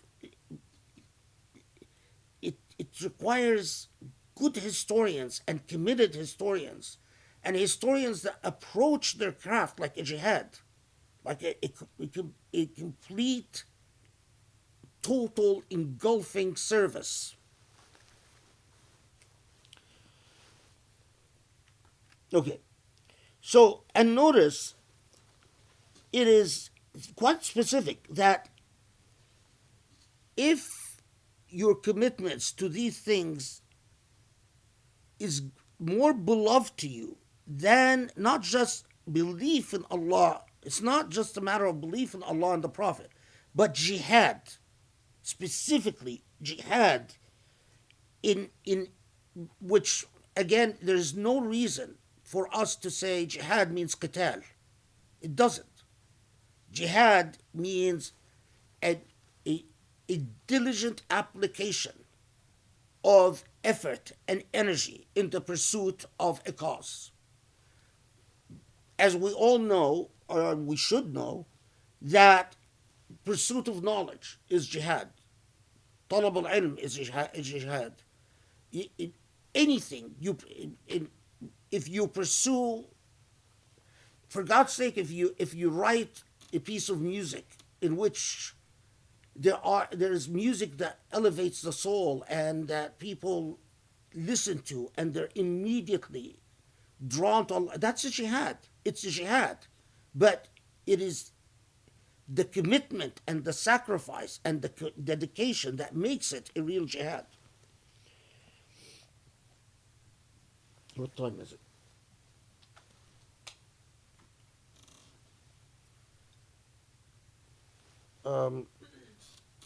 Okay, let's see. Okay. Yeah, let's go. So,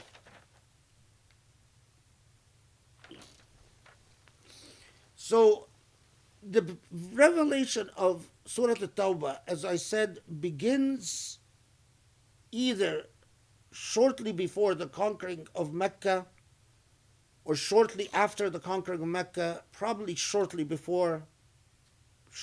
before, passing on with the Battle of Hunain and on to the Battle of Tabuk. You notice then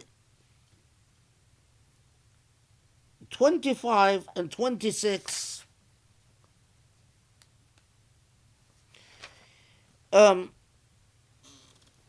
comments on the Battle of Hunain by name.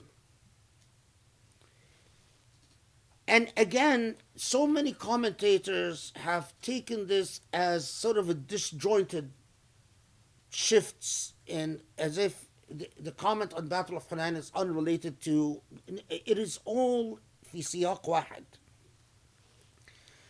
In the Battle of Hunain,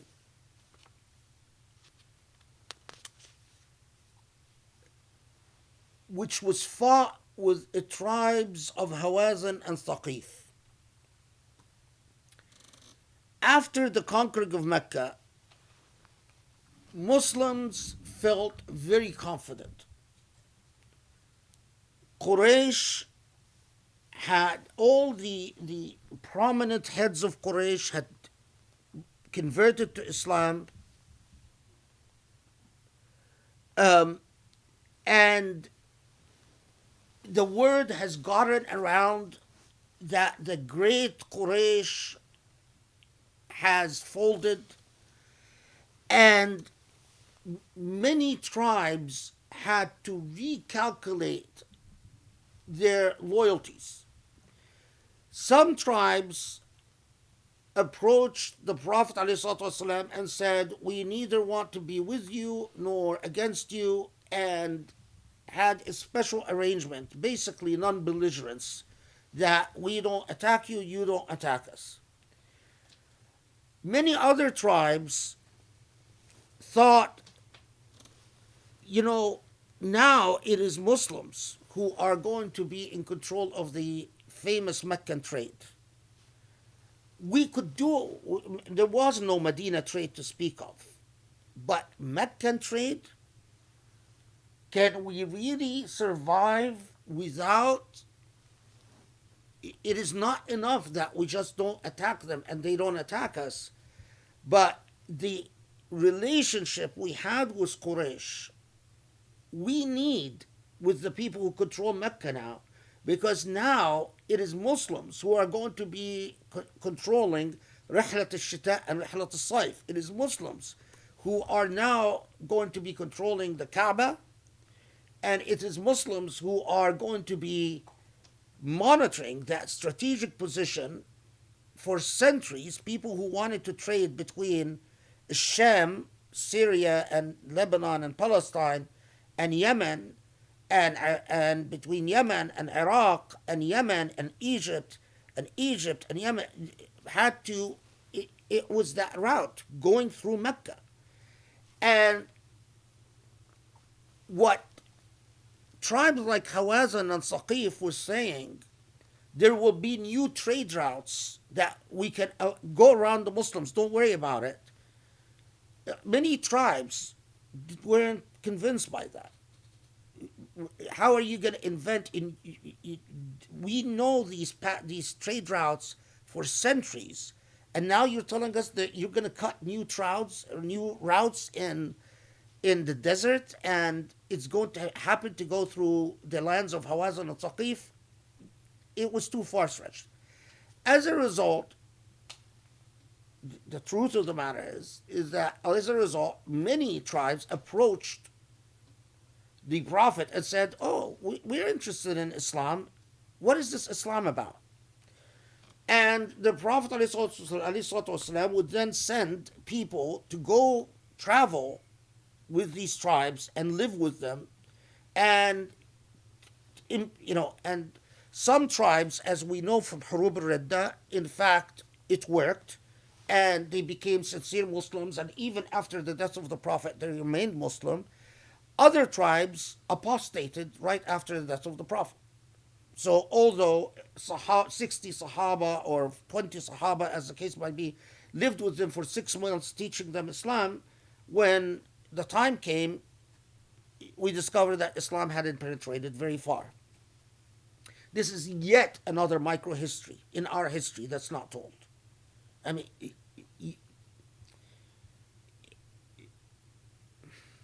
if I had several lifetimes, it's really sad. It's so aggravating because the material is there, everything is there. But is the Muslims are interested in sitting there and arguing about hadith and pretending to have, instead of actually doing work that. Anyway, so now, this gave Muslims a huge boost of confidence. Now we're being approached. We don't have to chase after people to tell them about Islam. They're coming to us. And they are very cognizant of the fact of who we are. And in fact, and the word gets around that if the culturally sophisticated Quraysh had given up and become Muslim, people were becoming Muslim by the droves every day.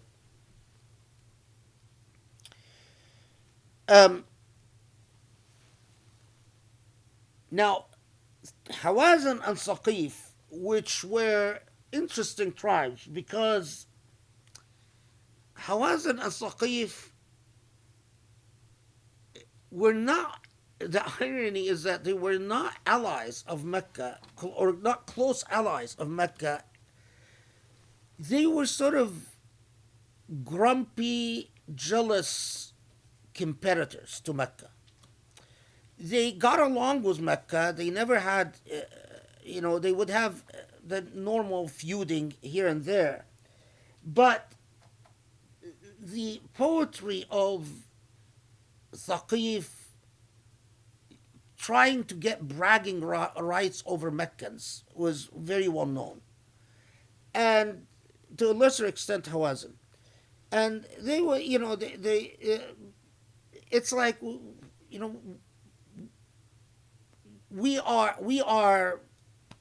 we're cool too. Why do you get all the attention and all this wealth and all this trade and so on?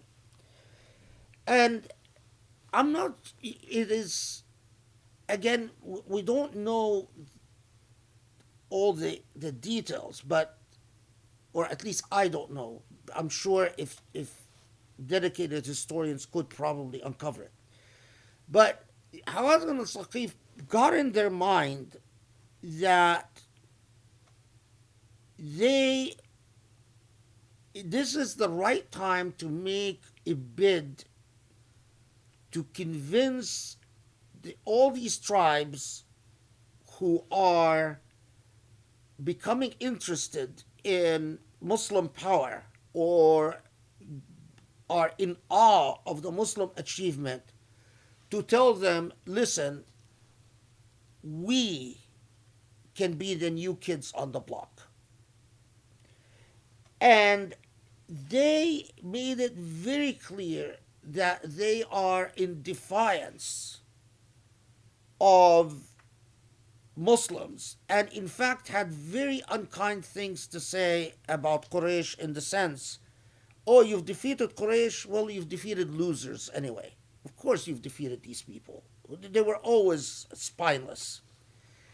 And they seem to be preparing for what we would call a blitzkrieg surprise attack on Medina to hit Muslims as their forces, as they thought, their forces are still concentrated in Mecca, will invade Medina itself.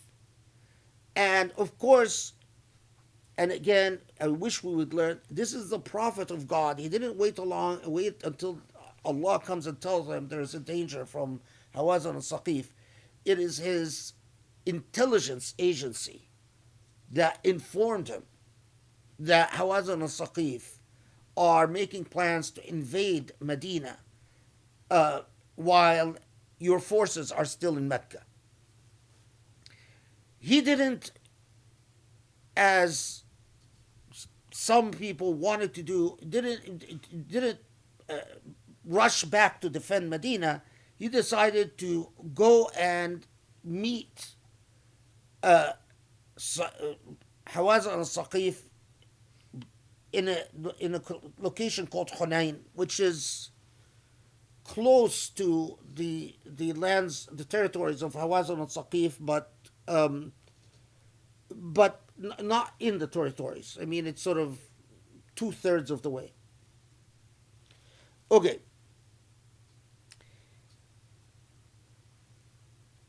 Muslims sent out the message, we want our allies to march with us against Hawazin and Saqif. Muslims, for the first time, their army outnumbered their opponents. And they looked, according to the reports, although I'm skeptical about these numbers, but what the sources say is the Muslim army was 16,000 and the army of Hawazin and Saqif was 4,000. I'm skeptical about the number 16,000 versus 4,000. I think probably the Muslim army was smaller than that. But anyway. But clearly Muslims outnumbered the army of Hawazin and Saqif. Hawazin and Saqif seemed to have miscalculated the Muslims' call for their allies to join them. And when they saw the Muslim army mushroom into this huge size, they said, oh, nuts. What have we done? They had a council. Do we withdraw? Do we give up? Do we surrender? Do we convert to Islam? The decision was made, no, by old sort of, we will fight to the last man. And Muslims entered this battle extremely confident. we've won battle after battle when we were far greatly outnumbered. And now that we greatly outnumber our enemy, we're going to be defeated? Not possible. So, in fact, this is precisely what happens. They enter into battle, and subhanAllah, Hawazin and Saqif are rout the Muslim army. And the Muslim army find that the Hawazin and Saqif start, 4,000 are shooting arrows. They find their people are dying left and right because they were very masterful in hitting their targets at distances, and panic sets in, and there's disorganization, and they're routed, and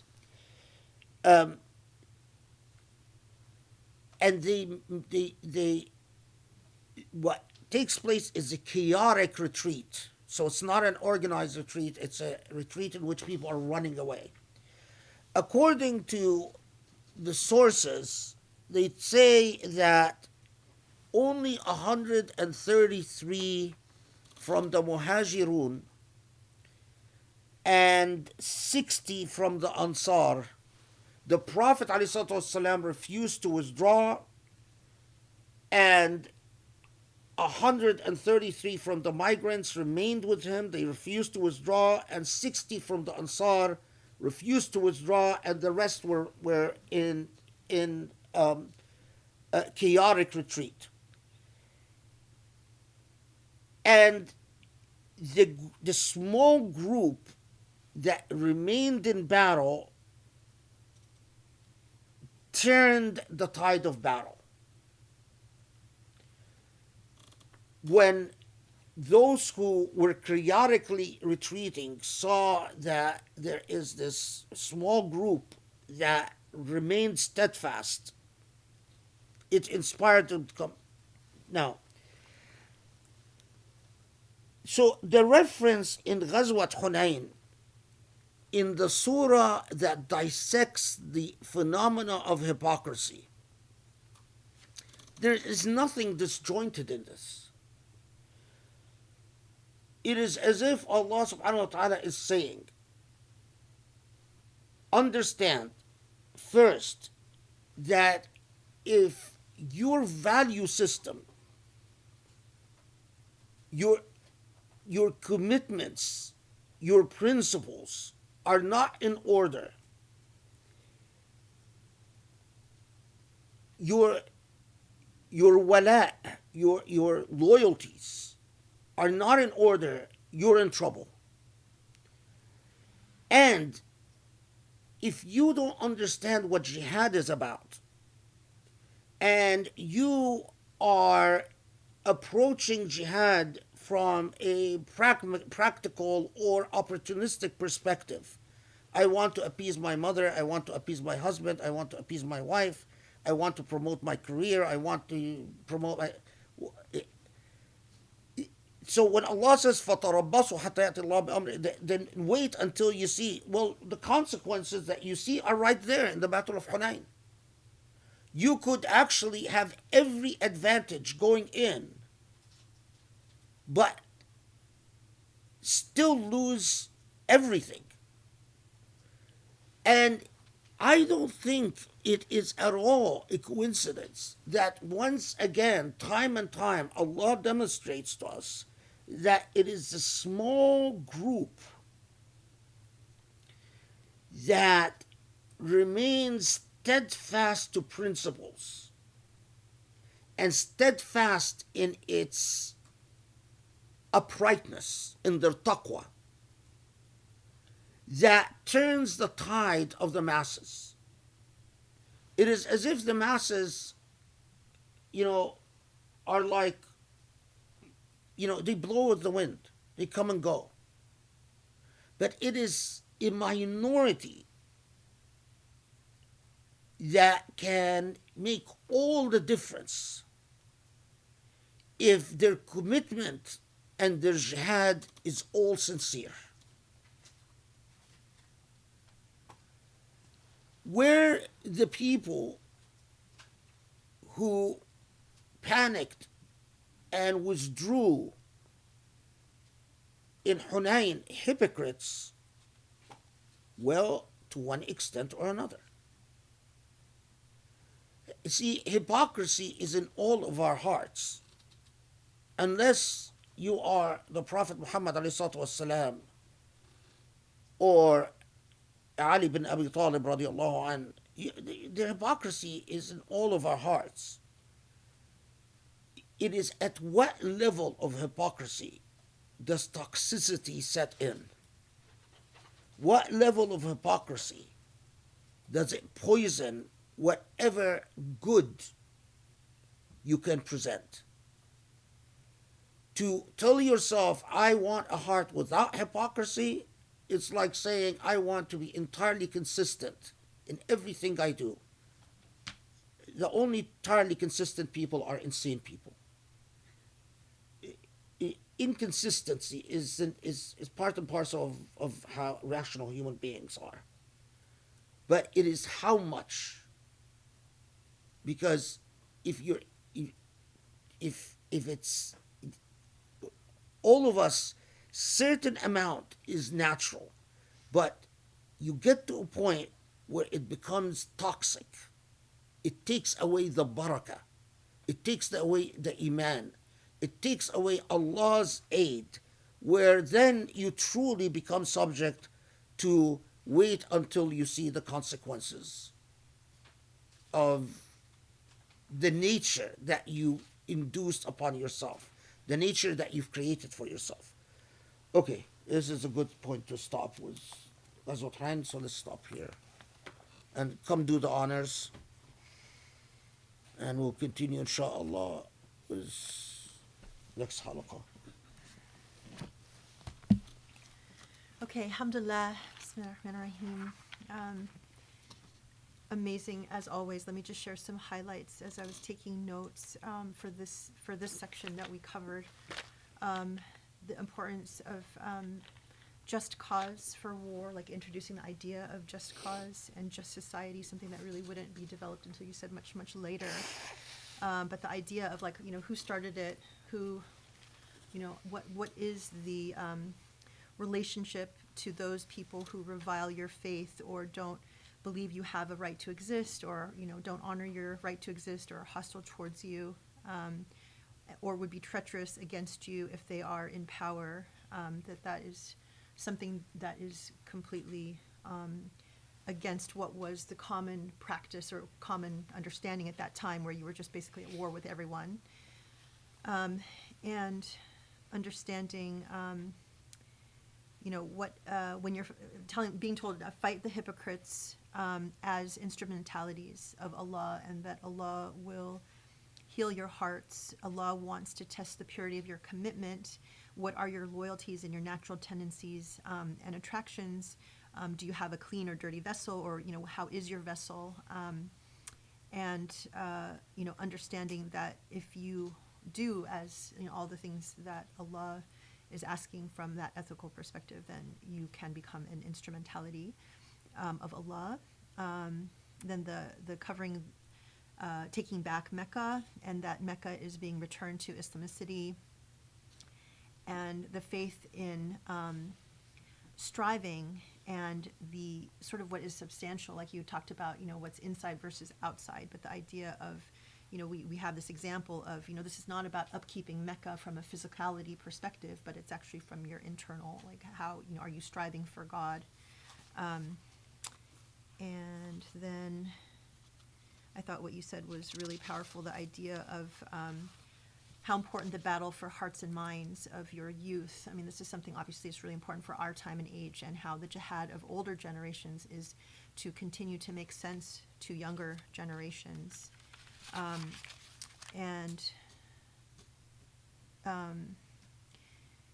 the verse 24 and the power of it, that, you know, if your family and your stuff and your life is more important, you know, not wanting to leave your comfort zone is more important than striving for Allah and the Prophet, peace be upon him, that, you know, that is just a true measure. And just to wait, it's such a important, I guess, heuristic for even understanding where you are in your mindset. And then this idea that there are no victories without major sacrifices, and that people have to be willing to risk everything. And, you know, when I think about like what that means for our time, it's like, can I imagine Muslims making these kinds of major sacrifices? It's almost like we've reached a point where people don't really know, like, what are they sacrificing for, which to me, again, underscores the importance of this education here in this halaqah, because knowing what the Quran says, knowing what is part of our tradition, and the wealth of everything that we've been learning, if people understood like what the Quran had to say to them for our time, I would feel like people would be so, they would feel like they have actually something to sacrifice for. They would understand the power of this message.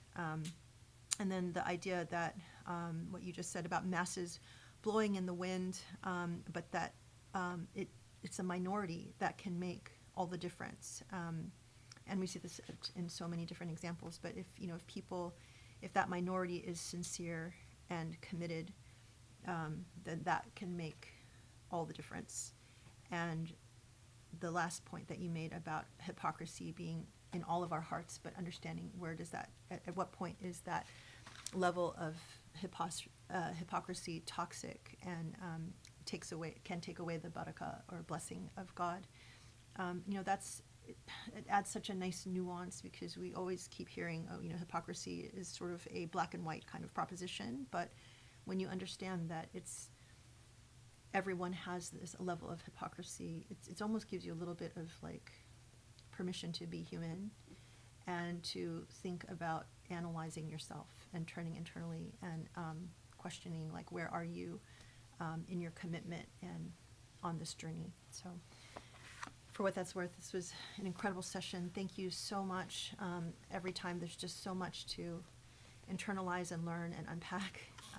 And thank you for allowing us to understand our book in this most profound and beautiful and rich way. Alhamdulillah. So I'm so excited to continue on day 3 next week, inshallah.